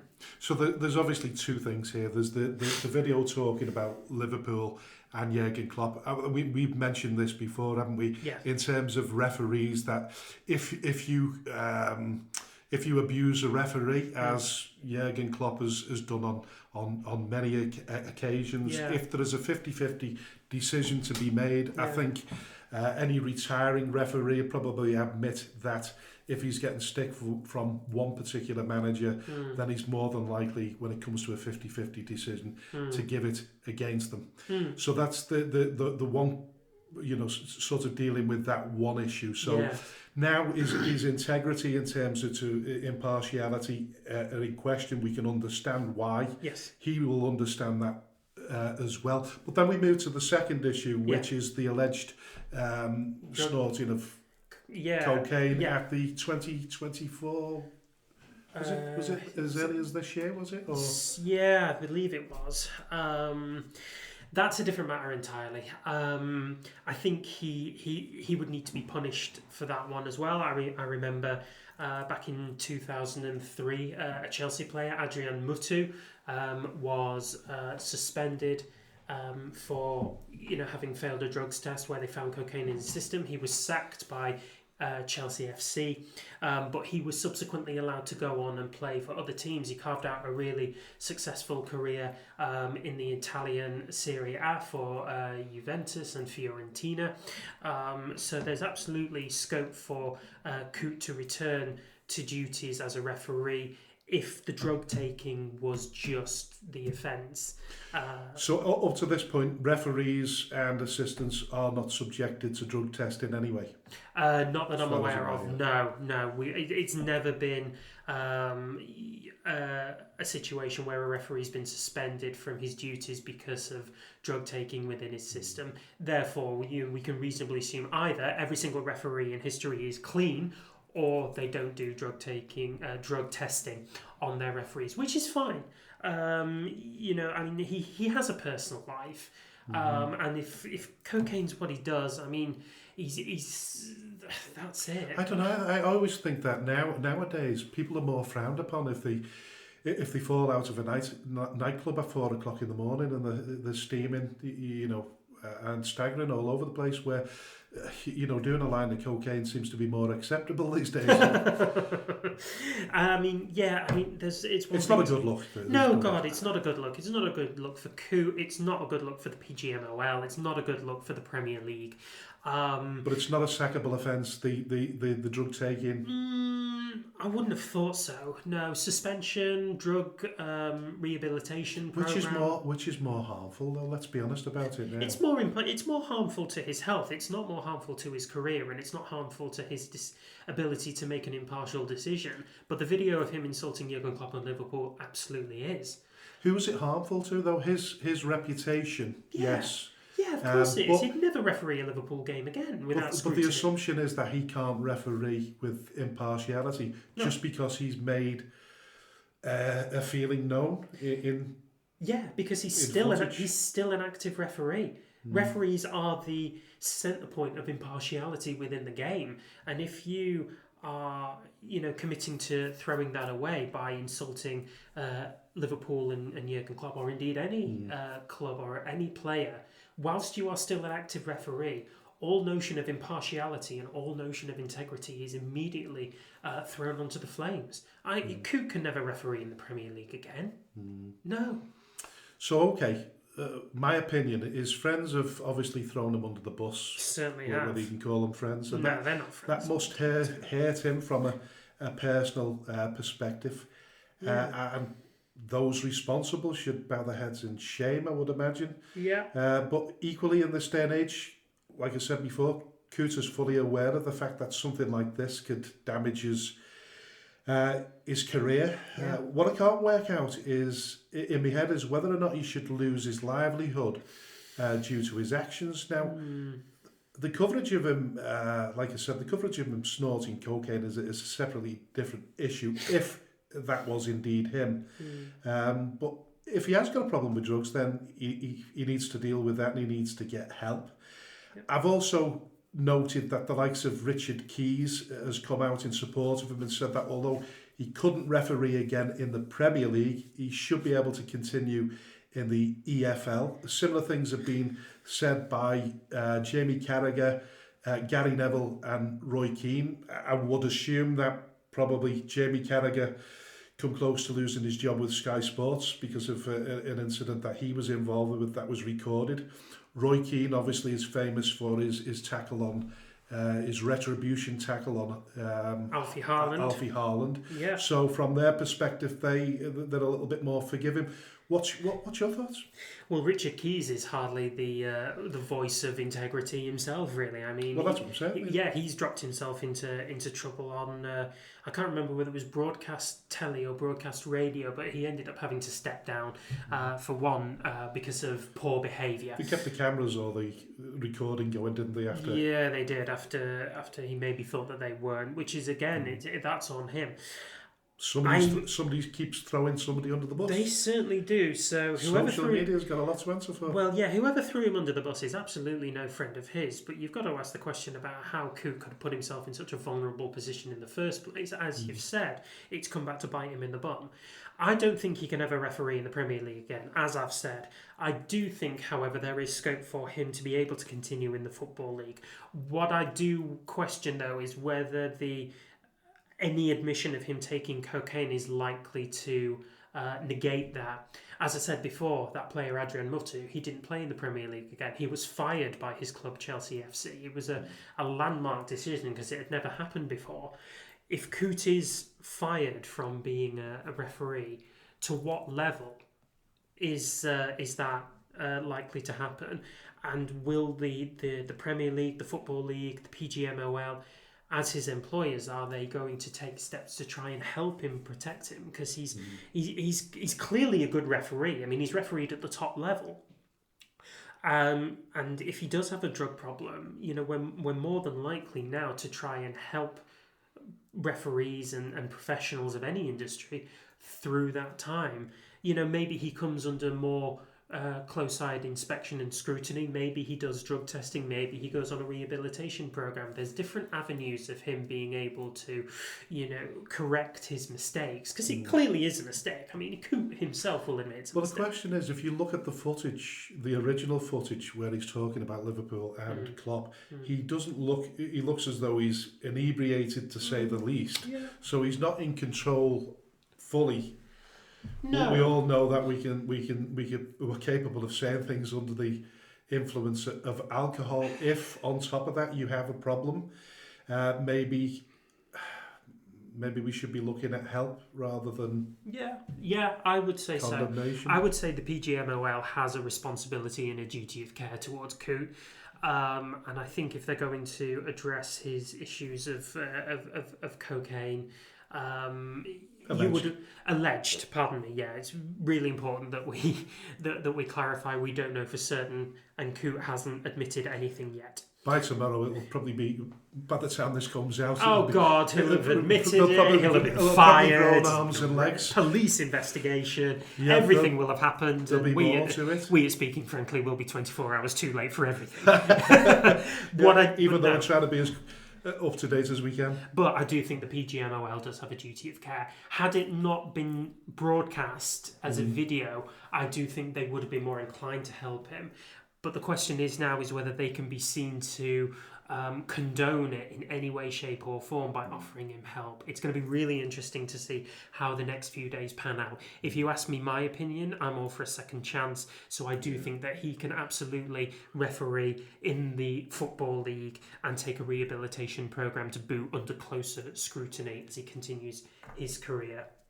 And do you think they might be backtracking now and looking at all his accounts? I don't even know whether he's got a Twitter account, do you? No, I don't know whether he's got a Twitter account. I don't think they can. I mean, if you remember... I mean, what are they going to do? They're going to replay all the games in which he was under scrutiny?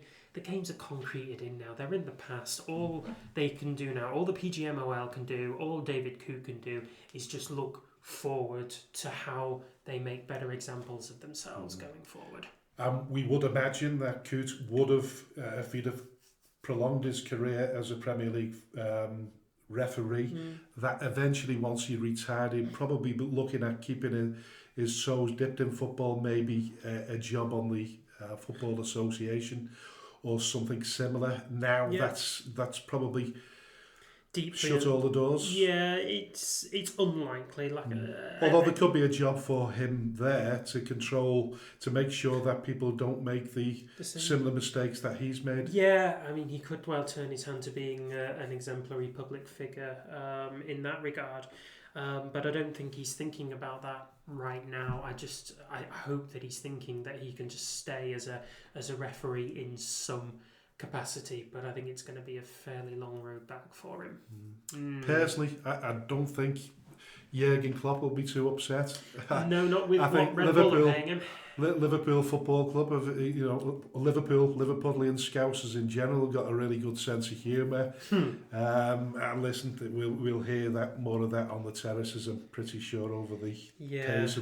and weeks to come once the international break's over, of course. Yeah, we'll bring it back to the football show and discuss it when we hear more. Yeah, absolutely. So listen, we're going to turn to the FA VARs purely because we've still got 6 North West Counties teams remaining in the competition after round 2. Yes, we do. They are Atherton LR, Ashton Town, Abbey Hutton United, South Liverpool, West Didsbury and Chorlton and Winsford United. Now, we know for a fact that there'll be one team, as we spoke today before, one team will make the 4th round because Atherton LR have got Ashton Town at home in the next round. So really good, looking at some of the results there. I think you mentioned one in particular was the Winsford home win against Darwin. Absolutely. Of all teams, I didn't see that one coming. Yeah, 6-1. So it was a 6-1 win for Winsford at home to Darwin. A bolt right out of the blue, if you want to call it that. I mean, we played Darwin a couple of weeks ago and they outclassed us, but Winsford United obviously flying high in the Division 1 South. And have absolutely steamrolled Darwin.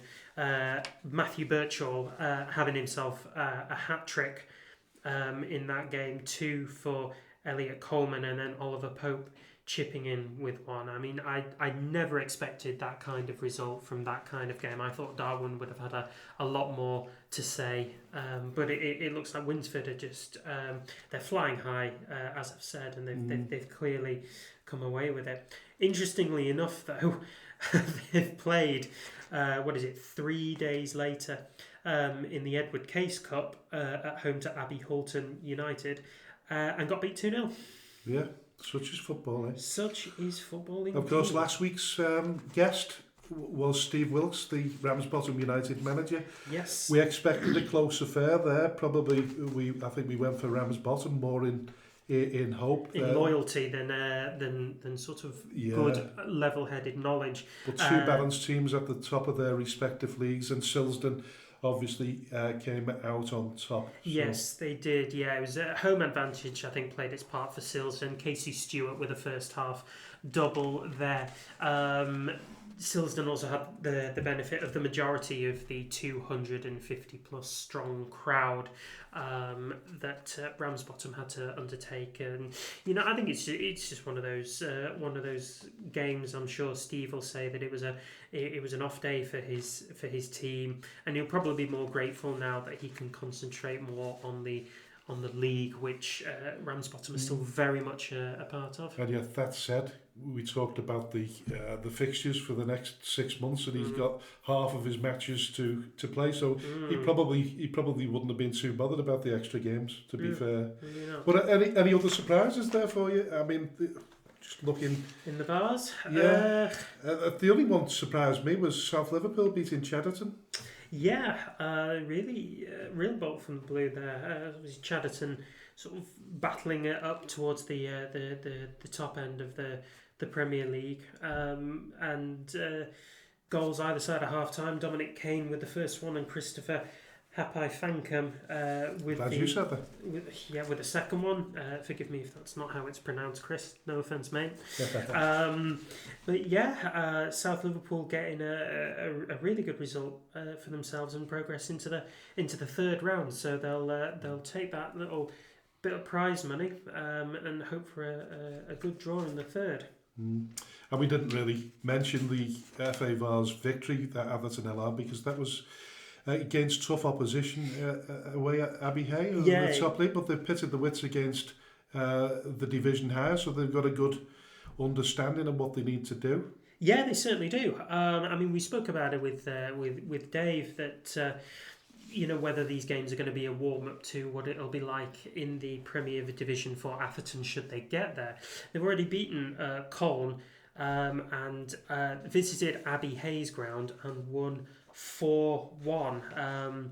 They were in control at half time. They had a Ryan Talbot penalty and Joe Bacon making it 2-0 just before the half hour.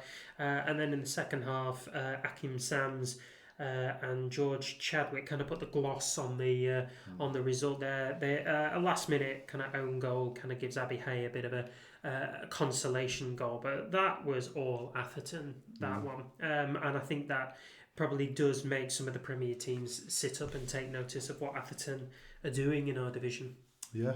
So that kind of rounds up the FA Vars, I suppose. So if you want to take the lead on the domestic situation. Absolutely. So we'll look at the domestic results from last Saturday, and I want to start in the First Division South.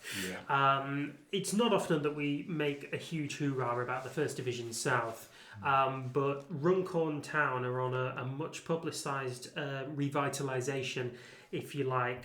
They had a really good result a couple of weeks ago against third placed Alsager Town, and then they took on Shawbury United, who was second bottom in what is very much described as a bit of a six-pointer, and Runcorn have come away with the win there, a 2-1 victory over Shawbury.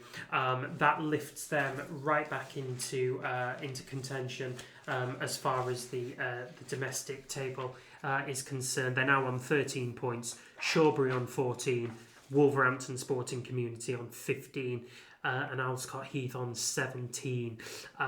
So admittedly all these teams have a game in hand on Runcorn, but they are not nearly as dead and buried as what they were a couple of months ago. Because when we first, our very first show, we talked about Runcorn. I probably had them condemned at the start. I thought it didn't look as though anything was forthcoming, but as did we all. I mean, I don't know what on earth has happened to Runcorn. I just don't know the ins and outs of what's going on with them at the minute, but their revitalisation is in full flow, and maybe they could escape relegation this year. So we've got to consider it a serious possibility now where we didn't. Gives us hope. Well, yeah, absolutely. You never say never. So I'm going to jump from the First Division South to the Premier Division and our mate at Glossop North End, Mr. Richard Brodie.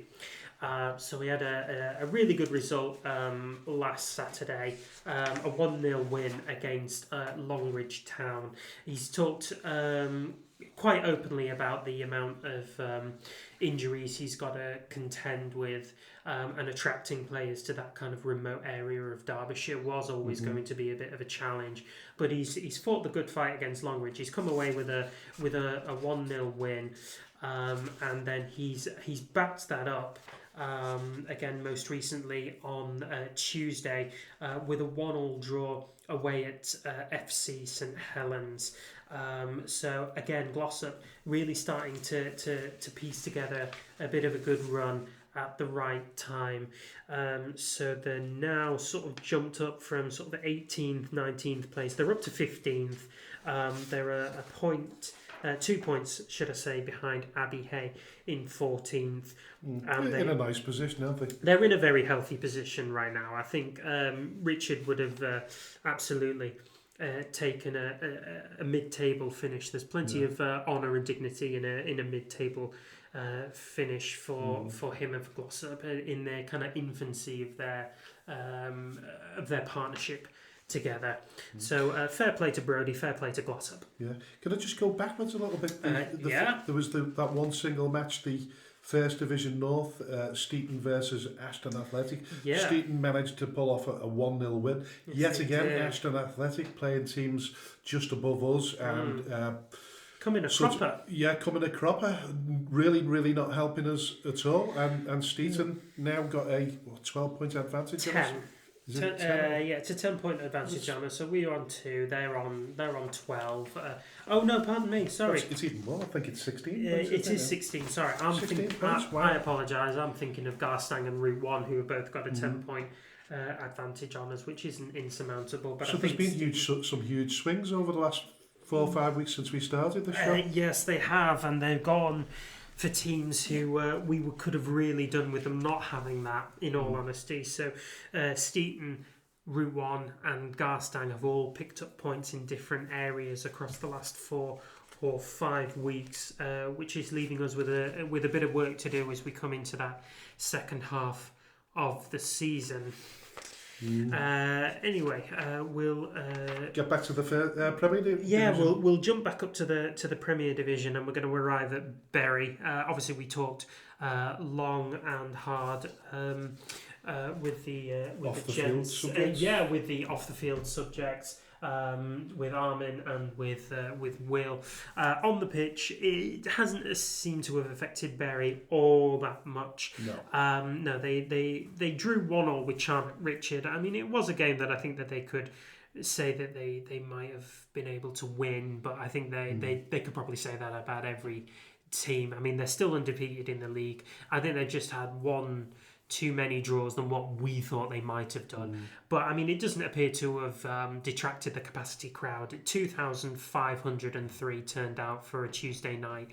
And I think the Bury fans appreciated Charnock Richard because they don't sit back and park the bus. I think that was mentioned. They're quite an attacking team themselves, so they obviously give them one or two problems. They did. They ended up taking the lead and carrying that through until 20 minutes before the end when Tanaka Chirera got the equaliser for Bury. But in truth be told, I think Bury will look back on that game and think, fair enough. They've earned that point.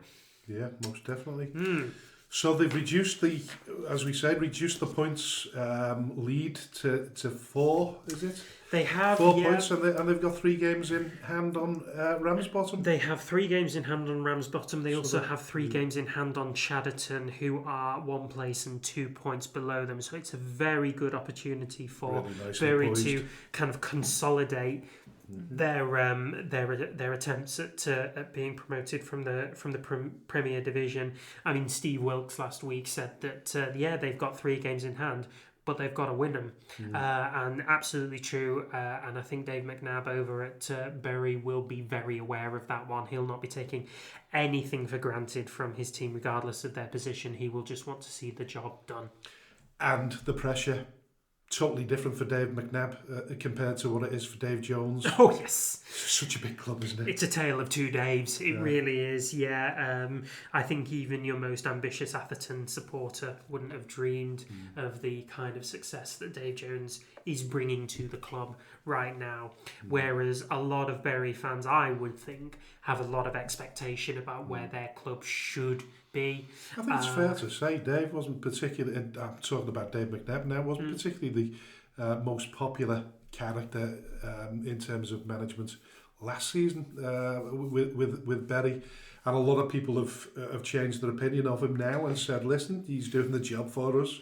Well, having looked upon their social media accounts, a lot of Bury fans aren't actually mentioning Dave McNabb at the minute for one reason or another. It's all kind of going to the board of directors. With that being said, though, I think Dave is just happy to kind of keep his head down and do what he's been doing since the start of the season, really, which is just winning games. Well, what do you think about managers making statements, though, when things are going wrong at the top of the football club? Do you think managers should be making statements? No. No, I don't. And I'll tell you why. I've not listened to it, by the way. But No. I think Dave McNabb's job is hard enough with the pressures coming from the top and from the bottom to get his results. I think all he'd really want to be focused on is his players' performances on the pitch. Yeah, I mean he's doing it right. Bury are where they are. Yeah, let the results do the talking. Yeah, that's all he needs to do. Quite. So Cone had their first league win of the season at Stockport Sports Village. Yeah, they did, and again, that's hauled them up off the bottom of the Premier Division. They're now on 10 points. It's another team condemned, isn't it? Yeah, I think we all did. Really? I mean, look at us now. It was just 2 guys on a podcast with absolutely nothing to say for it now. Goodness me. We can ask the right questions, but we can't give the right statements. So Cole, up off the bottom of the Premier League now. They've been replaced by Prestwich Hayes. Pilks are just 1 place ahead of them, but there is a 7-point gap. Yeah. You would think that that's not insurmountable. Cole making a bit of a decent name for themselves with their results in the last few games. So maybe they could.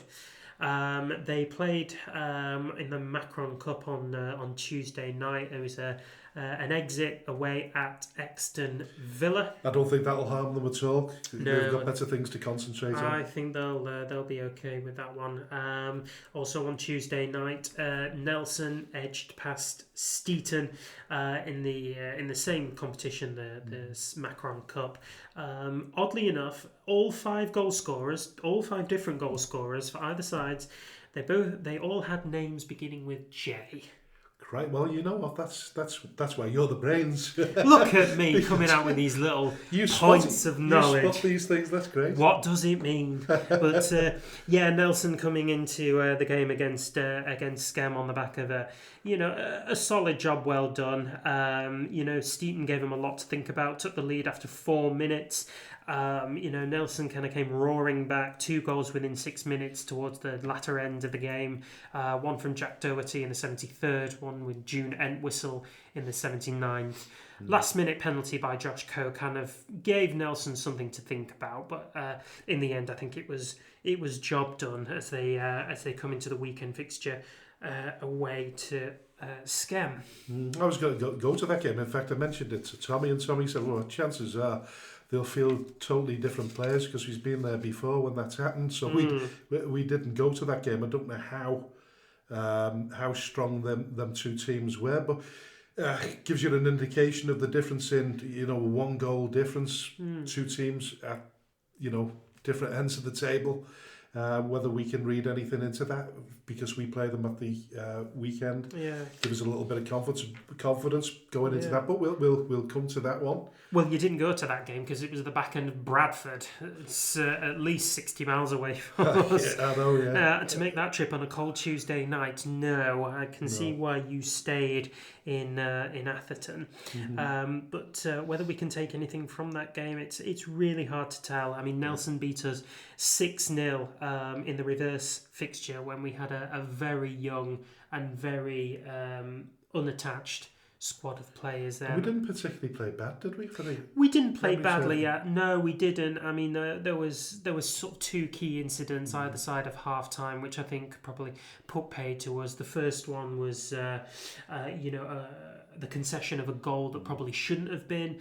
But Tommy and the fans behind the goal were quite adamant that the ball hadn't crossed the line for Nelson's second goal. And then sort of minutes into the second half, Renato Gomez has a wonderful one-on-one chance that is saved by the Nelson goalkeeper. So between the 2 facets of the game there, what tips it quite handily to Nelson's advantage. But I think this game will be a lot different. We've got a squad that sort of come together a little bit in the last few games. I mean, we've had some inconsistent results and some inconsistent performances, but it was miles different to what we were giving Nelson in what was like a 3rd or 4th game of the season. So I think despite sort of Nelson's position in the league, they are second behind Atherton, look very well placed for a playoff position. And I think we'll give them something different to think about in this fixture. Yeah, listen, you're the stats man, really. There, you've got a great memory recalling the Nelson game. How old are you? 30. 30. So I'm 57. Just put that in perspective. I'm losing me marbles. I'm forgetting me facts and figures, but AJ is spot on. Brilliant there. It was my very first interview with Tommy post-game. I remember, yeah. And it was my very first what was the words he said to you when you said, "Do you mind?" Oh, God. You probably can't repeat the word. Well, I think he said just a quick one or something like that one, and here I am just chewing his ear off. But interestingly enough, he said in that game that he believed that we just played the champions-elect. Yeah, there's still a chance, isn't there? There's still every chance that they could catch Atherton. We can only really speculate on how the end of the season's going to pan out for them. But I think we'll probably have more of an idea after we play them on Saturday. And we imagine they could probably buy themselves out of, Well, Nelson they were given a reprieve from Because relegation last year, and have subsequently gone under new ownership and received an awful lot of backing within the club. They had one particular player who was on £350 a week there. Allegedly. Allegedly, yeah. We've got no official confirmation for this for this little rumour mill that's spinning over here, but the other allegation is that player no longer plays for Nelson anymore. So money doesn't talk. Where did he go? He's gone back to Clitheroe. Oh, right, yeah, because that's where the chairman came from, isn't it? Yes, it is. Yeah. Yeah, right, well. So all eyes on Nelson against us this weekend, I think. Yeah, certainly well, from our perspective. We'll certainly talk about that when we come to the fixtures, but we will. talk about great runs that always come to an end. Winsford's 15-match unbeaten run ended when they were beaten by Abbey Hulton United at home. Yeah, it did. I mean, it was a remarkable run. It was a terrific run, and included some really good scalps in there. Not least the 6-1 demolition job that they did on Darwin 3 days previously. It was the Edward Case Cup, so it doesn't affect any of their promotion chances. No. And they are very much kind of breathing down Stafford Town's necks in the First Division South. There's just 2 points separating them as we get to the halfway point of the season. But I think Winsford are almost certainly good for a playoff spot, and whether they can get that promotion spot away from Stafford, who knows? There's only 2 points, isn't it? Yeah, only 2 points. Winsford United will move on to kind of the bigger story within the First Division South, because we want to talk about Foley Mere. So Foley Mere in midweek announced the departure. Where is Foley Mere, by the way? Is it Staffordshire? Or? I think it is Staffordshire. Is it, right? Yeah. Never heard of the team before. No, me neither. No, not the first clue. But they've announced the departure of their managers. Again, they had a joint set of managers. Sam Golden, Colin Donaldson. Donaldson, yeah. That is, yeah, Sam Golden and Colin Donaldson, who that it's really unfortunate. Really, it's the last win in their last game was away at Cheadle Heath Nomads. Never a particularly easy place to go, and they got a 1-0 win there.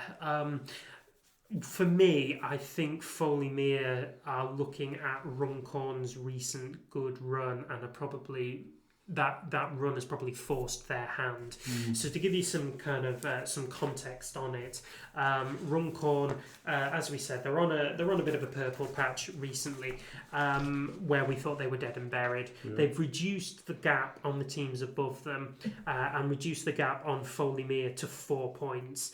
Now Foley Mere are 3 places above Runcorn, but only 4 points above them.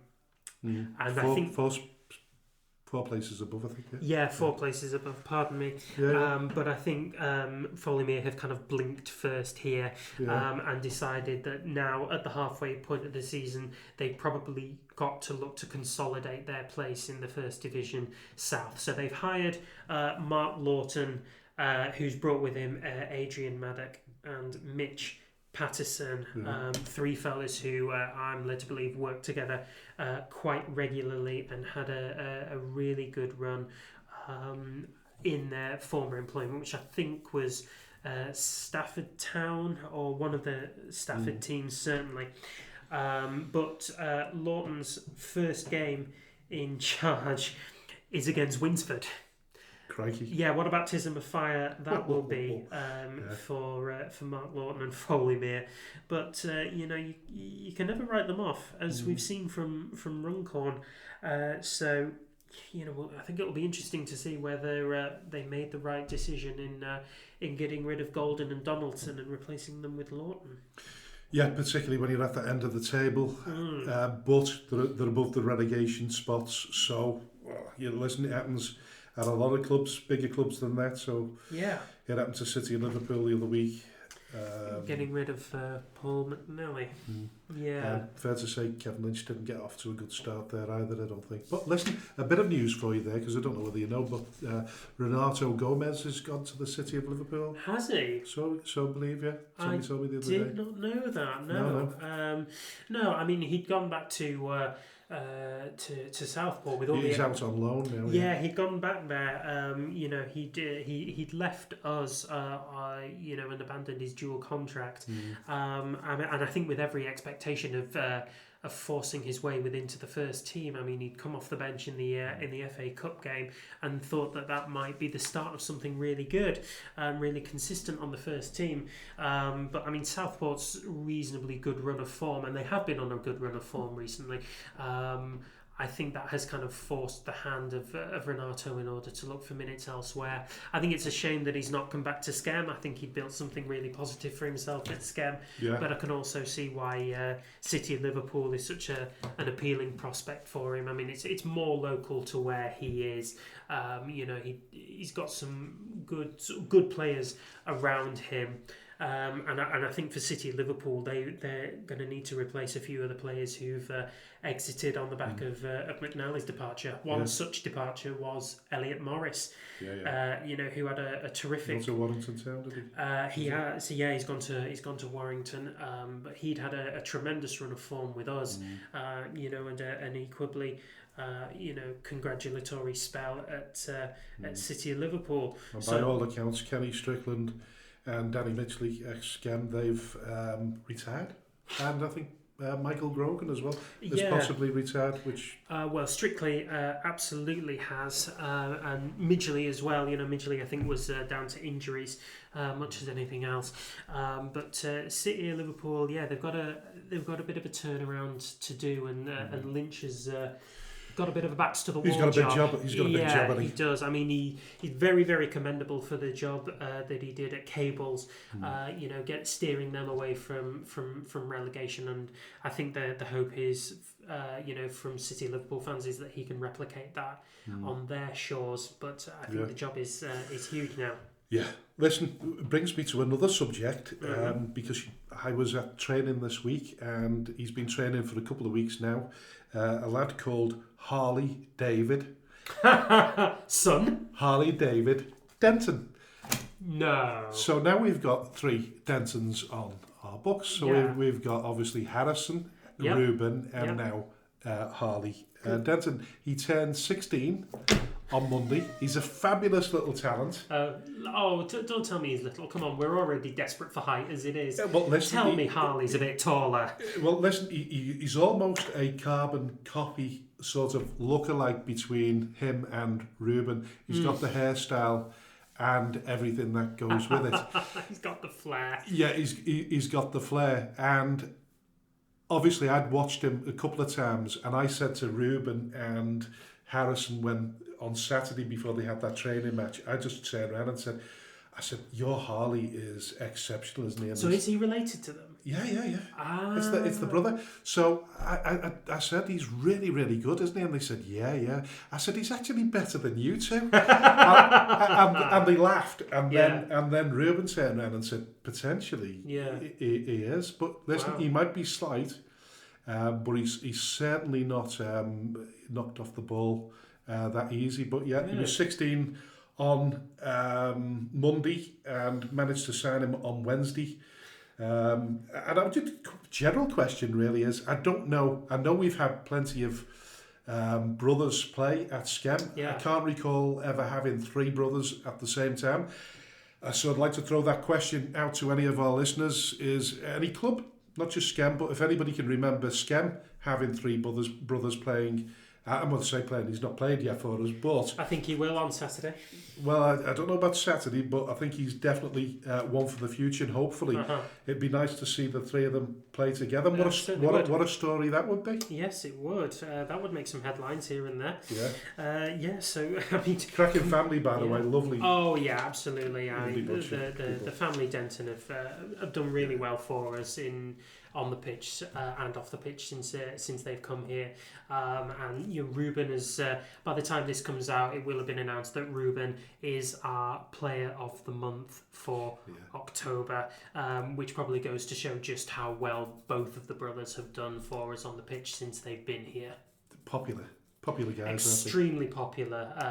Ruben's goals have not come without a huge cry of Ruben from our ultras on the sidelines. They really do think a lot of the brothers. I, in particular, was impressed with one little moment that Harrison produced in the game against Darwin. So Bruno has obviously run the roost on our players. He's nutmegged. I think it was. I won't say who he nutmegged, but he nutmegged somebody, made a big fuss about it, and then out of nowhere, Harrison has come in and clattered him, taken the ball. It was fair. It was a fair clattering, but it was one that really did remind me of some kind of Roy Keane-esque tackle, and I was so proud of Harrison for just reminding Bruno where he was. Yeah. So fair play to you, Harrison. If you're listening to this one, mate, well played. Yeah. So let's have a look at the fixtures, shall we? Yeah, definitely. Yeah. I mean, we obviously start at the weekend. There's just one game in the Edward Chase second round, which is Main Road against Ashton Town. I think that's a damage limitation exercise for Ashton Town because they've got bigger and better things to worry about. But then, having said that, we all want to win a cup as well. So yeah, of course we do. So I think a difficult game anyway, Main Road. Never an easy place to go. Ashton have produced some really good results in the last couple of months. And I think it will be an enormous test for Main Road. I do see Main Road winning this. Well, I've already written it down there. I've gone for Main Road myself because I think you might rest one or two players there or try one or two. Because there's some really important games coming up for them, and they do. Kevin Towie, ex-Skem, who's the manager of Ashton Town, he's got aspirations of still getting into the playoffs as well. Yeah, he does. It's not insurmountable, but they have got a bit of work to do. Yeah, definitely got a bit of work to do. Yeah, they do. So we'll move on to the Premier Division. So we've got one game at 2:00 in the afternoon, which includes our neighbours. Across the way, FC St Helens, their manager Dave Smith, travelling up to Blackpool to face Squires Gate. Do we know why it's a 2:00 kick-off, by the way? Absolutely no idea, no. It'll be interesting to see. Answers on a postcard, please. Or if you are Dave Smith and you are listening to this one, do please let us know.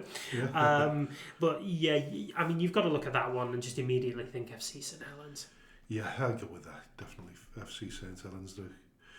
It's done a really rich run of form, and Squires Gate just aren't right now. Some odds and ends results here and there, but FC St Helens far more consistent. Which leads us into the 3:00. So we'll kickstart with Abbey Hay versus Stockport Town. So Abbey Hay at the minute, middle of the park, 14th place, and Stockport Town 10th. So not an awful lot between them. 7 points from the same amount of games. But Stockport, a 0 goal difference, but Abbey Hay minus 12. And he looks a little bit of a dead heat on first glance. So are we going for the middle of the road draw? I'm going to go for a draw there. If it's a 0-0 draw, you buy me a pint. I know. Listen, we've agreed on 3 so far. There we go. So we'll carry that on in, and we'll go quietly to the Silent Night Stadium for Barnoldswick Town against that was well thought. Earlham. I am good with me puns today. But Barnoldswick home game against Earlham. Barnoldswick 13th, Earlham in 9th, so it's very much kind of a middle of the road game. Pitches are getting tougher. Pitches are getting tougher, but I think Barnoldswick could probably be a bit more used to that. So I will just say a Barnoldswick win, but not by much. This is where I'm going to oppose you. I'm going to go for Earlham. Oh, you did that. You did that on purpose. Yeah. Now, the big one, of course. As far as this division goes. As far as this division comes, it goes. Bury versus Longridge. Yeah. Well, we know what Longridge are capable of doing. I mean, they can spring a surprise here and there, but I think Brody's Glossop took the points off them in midweek. And I think going to Bury to try and revitalise yourself is probably a tougher place as any. So I'm going for a Bury win here. Despite everything that's going on off the pitch for them, I don't think that's affecting them too much on it. And I'm going to go really controversial and get a little bit of feedback on this. I'm going to say Longridge Town are going to park the bus and Bury will come out on top. There you go. No reason to believe that. I'm just saying it just to be controversial, but let's go with that. Absolutely. So Charnock Richard against Padiham. Now, we certainly know what Charnock Richard are capable of when they put their minds to it, and it's a home game against Padiham. Padiham who Point are between the two of them? Yeah, absolutely. So Padiham 11th, Charnock Richard in 12th, 2 points difference, but 3 games in hand. Sorry, 2 points difference, yeah. 3 games. Yeah, 3 games in hand for Padiham on Charnock Richard. That being said, I think home territory does have to count for something. And I think after that game against Bury, I think you'd want to think same again. So I'm going to go for Charnock Richard on this one. Well, I'm going to go for Paddy. Just purely based on the fact that they've got that 2 point gap and they've got a 3 game advantage on them. So I'm just going to go for. That's simple mathematics. Doing it just to be awkward, aren't you? Yeah, just to be awkward now. Right. The interesting one there is West Didsbury and Chorlton have sort of faltered a little bit. They have, they've not had the best run of form recently. So they played Earlham on Tuesday night in the Premier Division. They lost 3-2. But they've now got Cone, haven't they? They do have Cone, and if you'd asked me about 4 weeks ago, I would have said this would absolutely be a cert for West Didsbury and Chorlton. Now I'm a little less sure. Yeah. I will say an away win, but I'm a bit more reluctant to say it this time. I'm going to go for a shock victory for Cone. No other reason. Other than I like to see the. We love a good shock. Well, I like to see the underdogs, those. The men who couldn't, apparently, allegedly. I mean, listen, I spent the early part of the season saying that Runcorn, Cone, and well, I didn't say us but I certainly said Runcorn and Cone look condemned. Yes. So I've got to reprieve the situation somehow. And make your apologies. Yeah, because I'll have to go back there at some stage. Yeah, you will. Yeah, I don't want to upset anyone. So I'm going for Cone. Alrighty. Yeah. So Litherland Remica against AFC Liverpool. Litherland Remica, 20th position. You're looking over their shoulder a little bit at what's coming up behind them, whereas AFC Liverpool, the only place they're looking is up. They are 5 points behind FC Isle of Man, who occupy the final playoff spot, and I think that's just as good a motivation as any to take a good away win. So, and as Dave alluded to before, Phil, the manager, Phil Stafford. Phil Stafford, he's doing an extremely good job there since he took over from Matt Potter. Yeah. I'm hoping I've got me facts correct on that one. He seems to be doing an exceptionally good job there on limited resources as well. So it's nice to see 2 teams that probably haven't got a great deal of money. No. But listen, there's enough of a gap there for Litherland. They're not under any immediate threat, but I think the fact that AFC Liverpool want to close that gap on the playoffs, I'll go for AFC as well. There you go. And then Lower Breck Glossop. Tough one for Glossop. Yeah, it is going to be a tough one for Glossop, but then again, we said that about the last couple of games, didn't we? We said that about Bury, where they performed really admirably against Bury. They've just taken a point off of FC St Helens, which is no mean feat, and then they had that really good away win at Longridge. And I haven't done my stats on it, but I think on the road, Glossop are the draw specialists. I wonder if Brody is set up to consolidate that. Yeah. With that in mind, I am going for a draw. Here you go. Do you know what? I think I'll probably join you in that one. I think, for as much as, Lower Breck are firmly in that playoff battle, but, you're... Brody's ex-Schem, you're naturally going to root for him a little bit, so your heart does kind of come into this result slightly. Definitely. So I do want Brody to come away with at least a draw against Lower Breck. So we'll go for a draw for you, Rich. Yeah, I'm sure he'd be pleased with that. Yeah. Prestwich Chase, Cheadle Town. I think it's a no-brainer for me. Cheadle, I think Now, why you jump into that conclusion, Frank? Just purely based on the fact that it looks as though, and I shouldn't really do it again because it'll come to bite me in the bum, will it? But Prestwich Hayes not having a particularly good moment at good time at the bottom of the they are now bottom of the league. Table. Yeah, so they are. I just see Cheadle winning that one. Yeah. Although home advantage could count for something. Yeah, but local derby. Yeah. Relatively. Yeah, North Manchester versus South Manchester. So it's the battle of the M60 if you like. Yeah, the M60 derby. There you go. We'll call it that one just to give it a bit of gloss. But I think you're probably right there. I think Prestwich are not on an amazing run of form, and I think that'll probably show in the result there. So I'm going to go in away win for Cheadle. Me too. So Ramsbottom at home to Pilks. So we talked to Steve last week. Nice bloke. Very nice bloke. Really knows his stuff. Absolutely, he's been around the block. Doing a great job. He knows what he's doing at Ramsbottom. He'll profess that they probably were wanting a better result than the one that greeted them. Last week, but again, Silsden pose a whole different challenge. This week, it's home advantage. It's Pilkington. It's a home win for me. Yeah, listen, Ramsbottom are doing a great job. They're fighting with the big boys. They certainly are, and doing an exceptionally good job. So yeah, I think Ramsbottom will win that, and they'll be keen to get back to winning ways. Yeah. A defeat is a defeat, and you don't want the rot to set in. No, you certainly don't. So, but from my perspective as well, Lee Jenkinson's the chairman of Pilks, and I'd like to see him do well. I can't see that happening, so I'm going to have to go with the Ramsbottom win. Yeah. I think that generator will just put Pilks off. Yeah. Oh, yeah. The generator. Nice one, Harry. Okay. And don't forget if you're a Pilkinson supporter, to bring cash with you. It's a cash only venue, so no card at all.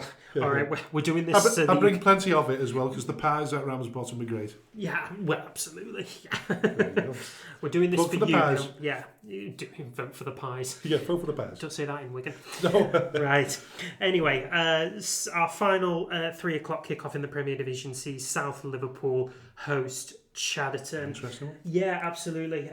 So we saw that South Liverpool, they had that really good result in midweek against Chadderton actually. So they're playing them again at home. All right. Which was that in the? That was in the Vars. That was in the Isuzu FA Vars second round. So they've got to play. Oh God! Please don't tell me we've just been talking about cup results as our own. No, are we sure that fixture's correct? The fixture that they're playing this Saturday. Yeah. Oh, that's South Liverpool. Chadderton, right. So South Liverpool versus Chadderton playing each other twice in a week. So they'll be familiar with each other. Absolutely, no doubt. And what was the result? South Liverpool won 2-0. Oh yeah, we mentioned that before. We absolutely did. It was one of our featured games. And the back at home, that seems weird, doesn't it? Yeah, absolutely. I mean, if you were Chadderton, you'd likely to book a week in the Premier Inn in South Liverpool, just to avoid travel costs. I can't really see it being the same result. I mean, lightning doesn't strike twice, does it? You're going to go for a draw from this one. Yeah. You would hope that Chadderton would know enough about about South Liverpool, how they play, how their pitch is set out, that you would learn from previous mistakes. And they want to maintain their stronghold in the playoffs, which is exactly what I was just coming to. You know, they've got ground to make up on Bury and Ramsbottom, so they're going to want to do it here. I think it's going to be a close result. Yeah. I think if anybody's going to nick it, if it's not going to be a draw, I think Chadderton will nick it. But yeah, I think I'll go for an away win on this one. Yeah, not surprised. Right. Big one again for Bearscough, because Bearscough have hit a bit of a slump. A bit of a slump, and FC Isle of Man are just going from strength to strength. They absolutely are. So I don't believe either of these. So Isle of Man came over to Squires Gate and strolled to a 3-0 victory last Saturday. Did Bearscough play? No, Bearscough had no game. Bearscough had no game, so they'll be well rested for the travel over to FC Isle of Man. But it's not a nice place to go if you're an away fan. On the pitch, that is. I mean, FC Isle of Man, wonderful place for a weekend away, but for a result, I can't really see Bearscough getting one. Well, they get a decent crowd there, don't they? 600-700. So it'll be, predominantly Isle of Man supporters. Listen, it is a great place to go. It's a plastic pitch, so Bearscough won't be phased by that. I think if they have serious, if their credentials are as serious as they were at the beginning of the season, and they're hoping to get anywhere near them playoffs, then they've got to start winning. This is a game for them. Surprisingly, I'm going to go for a Bearscough win. Okay. Yeah, and just wish Paul and all them, Paul the chairman and MC all the best of luck over there, and have a fabulous weekend.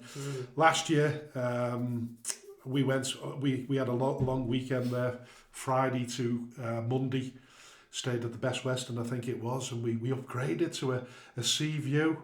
It was fantastic, and they had a casino underneath the hotel and a bingo hall as well. And we went to what we did is we gave up our seats on the aeroplane, because you only get the Saturday and go back on the Sunday. So we gave ours up so the other committee members could go. So there was Gordon and I and our two respective wives.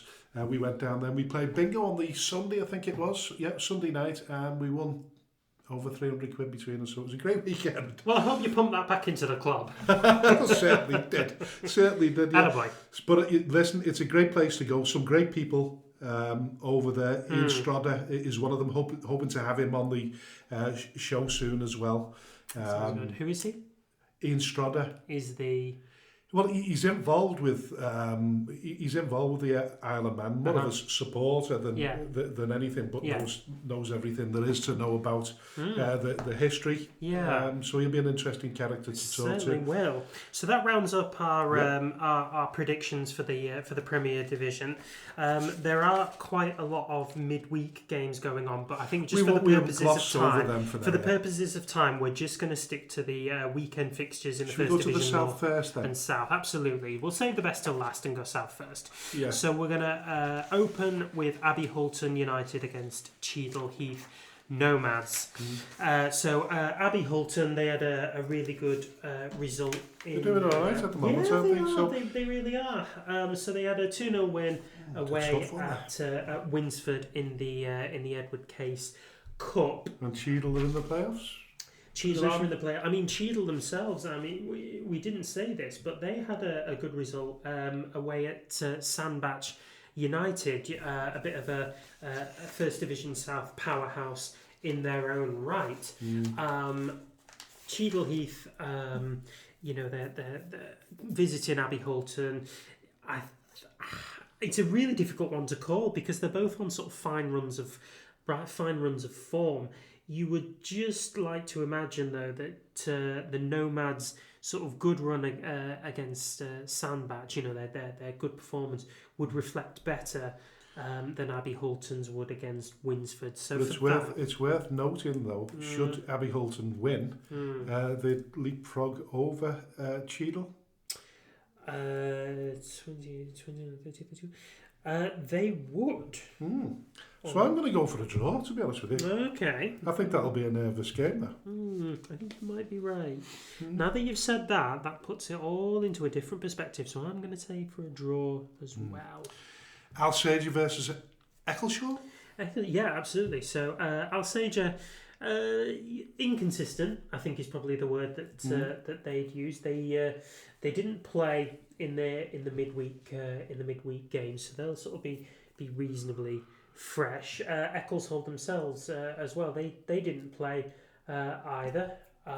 So it's a game between two very much rested teams. Eccleshaw, middle of the park. Alsager looking to kind of get back on track and push Winsford and Stafford for promotion and playoffs. You'd fancy a home win here. Yeah, I'm going for Alsager. Ashville, Sandbach, another tough one because that's a top six battle between the two of them, 4th and 6th. Yeah, Ashville I'm going for a 4th, draw. Sandbach 6th, a point difference. Sandbach do have a game in hand though. Interestingly enough though, Sandbach coming into this game with a vastly inferior goal difference. They're the only team in the top half of the table. In the negative? In the negative, they've got a -1 goal difference. Yeah, that's an interesting one. It's really odd. So I'd fancy a draw here. Yeah, I've gone for a draw. And Foley-Mere, Winsford United. I think it's Winsford United all day long. I think it's a little bit too early for this new management team to get. Yeah, I think Lawton's absolutely got his work cut out in this first game if he's expecting to get anything from it. I don't think expectations are that high for Foley-Mere for this particular game, not across the season as a whole.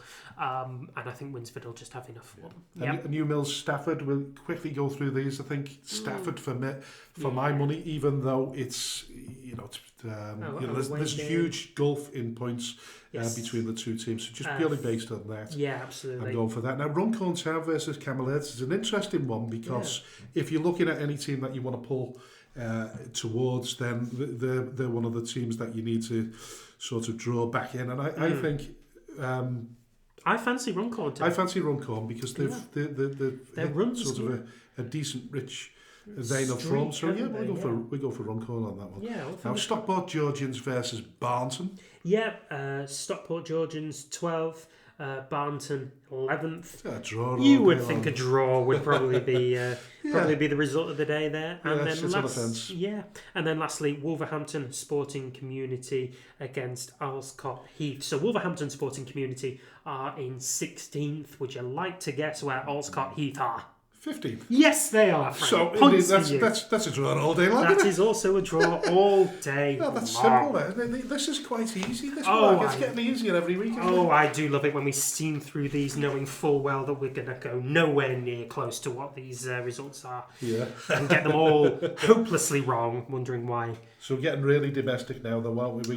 We go into our division it's now. It's the business end of the results. We know obviously a little bit more about our own division. Yes, we do. We played both Bake-Up and Holker.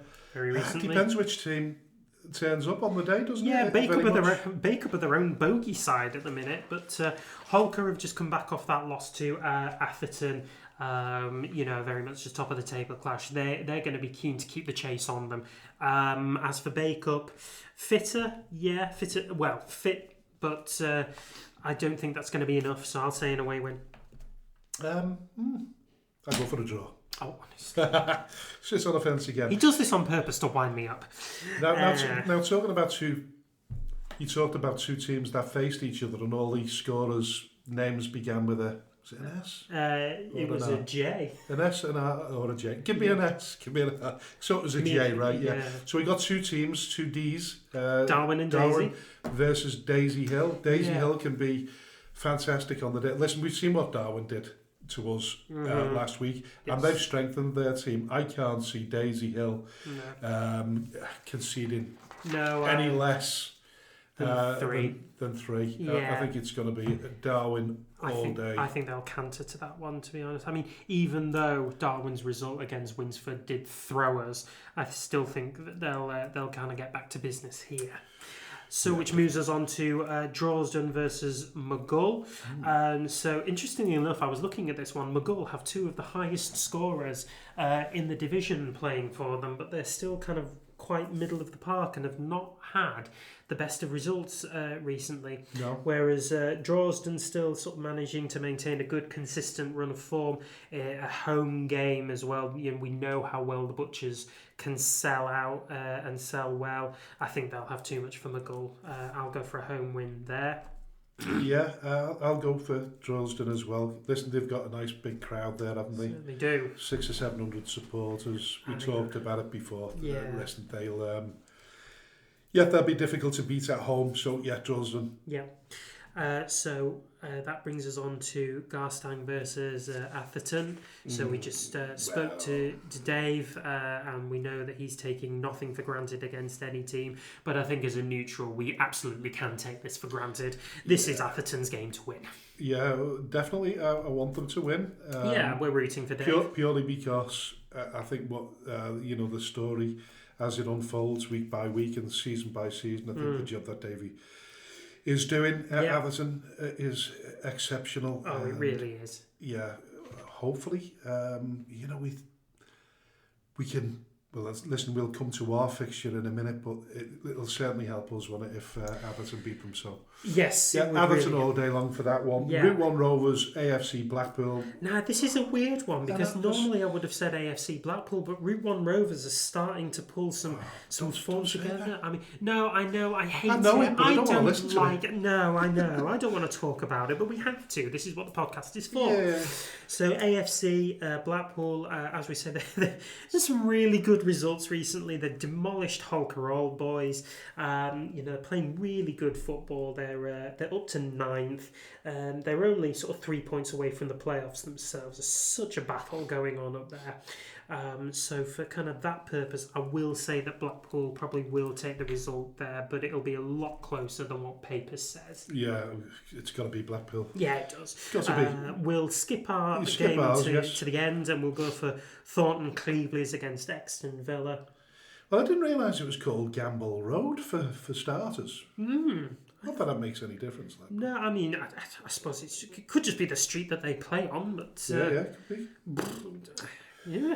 Yeah, so Thornton Cleveland is another team that's just above that relegation spot. Yeah. Exton Villa, they're not being as good as they were last season. Playoffs last season. They lost their top goal scorer, Raj, at the end of last season, I think. They did, yeah. So they're early this season. Yeah, they are their own bogey side at times. They have just beaten Colne 1-0 in the Macron Cup, so you would hope that they'd kind of take that result all the way up the M55 to Thornton Cleveland's. So I will probably say an away win here. Yeah, and it helps us because if we get 45 points out of the last 15 games, then these are people that we want to catch, I think. And now, talking about optimistic, we are playing second in the league. You probably know a little bit more. Listen, their goal difference, considering they beat us 6-0, I think it was at the beginning of the beginning of the season. Their goal difference is only 22. It's healthy, but it's not spectacular. No. So it's the joint third highest in the division. Behind only Holker and Atherton. Is this a case of we have to believe? I think, yeah. Or do we go down the route of saying this is in many ways a damage limitation? I hate saying that, and supporters will forgive me for saying it. I don't want to ever go into a game thinking that damage limitation is our only way forward, because that's how you lose games so spectacularly badly. I think Nelson will have a lot of power, and they will kind of come for us out of the blocks, thinking that we're going to be the same team that what we were all those months ago when Tommy was finding his feet. We were still establishing players. We were still establishing a formation, a rhythm. But if we're going to win our first game and gain the confidence that we need to take us into the last 14 games after that, everything has to go right here. yeah, everything has to go right. In terms of psychology, and that's why I say damage limitation. You know, you get beat 5-4, 5-6-0, and you've learnt nothing from the last game, have you? No, you haven't. But I don't think Tommy had set out that way. I think Tommy had set out to want the boys to enjoy playing their football. You know, we've been enjoying the football that Skem have been bringing us in the last 6-7 games, something like that one. We've been playing some good football in and around our time. I think Nelson will have just a bit too much for us. I don't think there's any way that we can kind of see past the strength and skill that they bring, but I don't think it'll be another 6-0. No. Well, I'm going for Skem all day long. You've got to dream. You've got to dream big.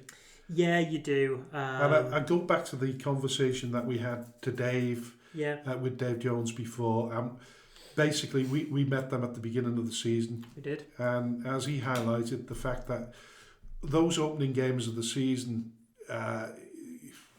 they can change the outlook for the rest of the season. If Atherton had drawn against us or they'd have lost that game, then they look at the rest of the season in a totally different light. We did particularly well. They were the better team on the day, but we almost pulled off a shock. Yeah, so we did. Yeah, it was a fine we need to get that mentality, don't we, where we can say we can win these. Yeah, I think so. And I think with the current crop of players that we have, I think there's more mentality and belief that we can win these games. I will join you in saying a home win, and just believe that Skem can pull something out of the bag on the day. Like I say, I think everything has to go right for us to get a result against Nelson, but I don't think it's insurmountable. And the camaraderie now between players, it's on a different level now to what it was. Yeah, you've got that core group of players that have been there since the first day, and I think particularly the guys who have that natural air of responsibility. You know, Peter Smith, who is one of the more experienced players in a team. Harry Middlehurst, who is the captain. Joe Langford, who's been there for the last couple of years. I think these boys are starting to form that core that are bringing in the new lads around them. So the Dentons, Luca Boone, Joe Barlow, all these new boys who are joining us are now starting to bed themselves in. I think they're kind of crucial to that, and I think that camaraderie is going to be crucial to how we develop over the last sort of dozen games. Most definitely. Listen, just to finish off with the show, really, what have you learned this week? Or the last couple of weeks? I've learned that you can be a wonder kid at the age of 23. I can't be, but Dave Jones can. I think... When you started out, 23. Well, quite. Can you imagine managing anything at all? I can't even envisage managing a department of Tesco at 23. I can't imagine anything like that. And he's coming managing an entire football team. Yeah. Beggars belief that. So what I've learned is don't trust your friends to that extent. No. Keep your friends close and your enemies closer. No amount of points difference is insurmountable. Colin, Runcorn, looking at you guys. And changing managers halfway through a season doesn't necessarily mean that things are going to go right for you. But Foley-Mere, it's on you guys to kind of prove me wrong there. And in terms of what I've learned, I was going to say similar to you. Be very, very careful what company you keep, because you never know the moment you're going to be dropped in it. Be very careful with what you say over any platform on social media, but most of all when you're in friends and the video, and you be careful when you're drinking or whatever substance you're taking. Be extremely careful. And my final bit of advice is really for Bury Football Club, and what I'd say about Bury Football Club, it's a fabulous institution that deserves to be playing back in the Football League at some stage. I hope there's a cure for the infighting, but having spoke to the two lads from the Mighty Shakers podcast, I think it's going to be a little bit more difficult than that. That saddens me to hear that. But listen, at the end of the day, you've got a club. You've got a club, and you can enjoy football, and you're you're second in the league. With your own ground, with plenty of money in the bank, and a decent income on top of that. Your income streams are good. Like was alluded to before, £600,000 in the bank. Just be careful what you wish for, guys, because it all could come falling down on you again.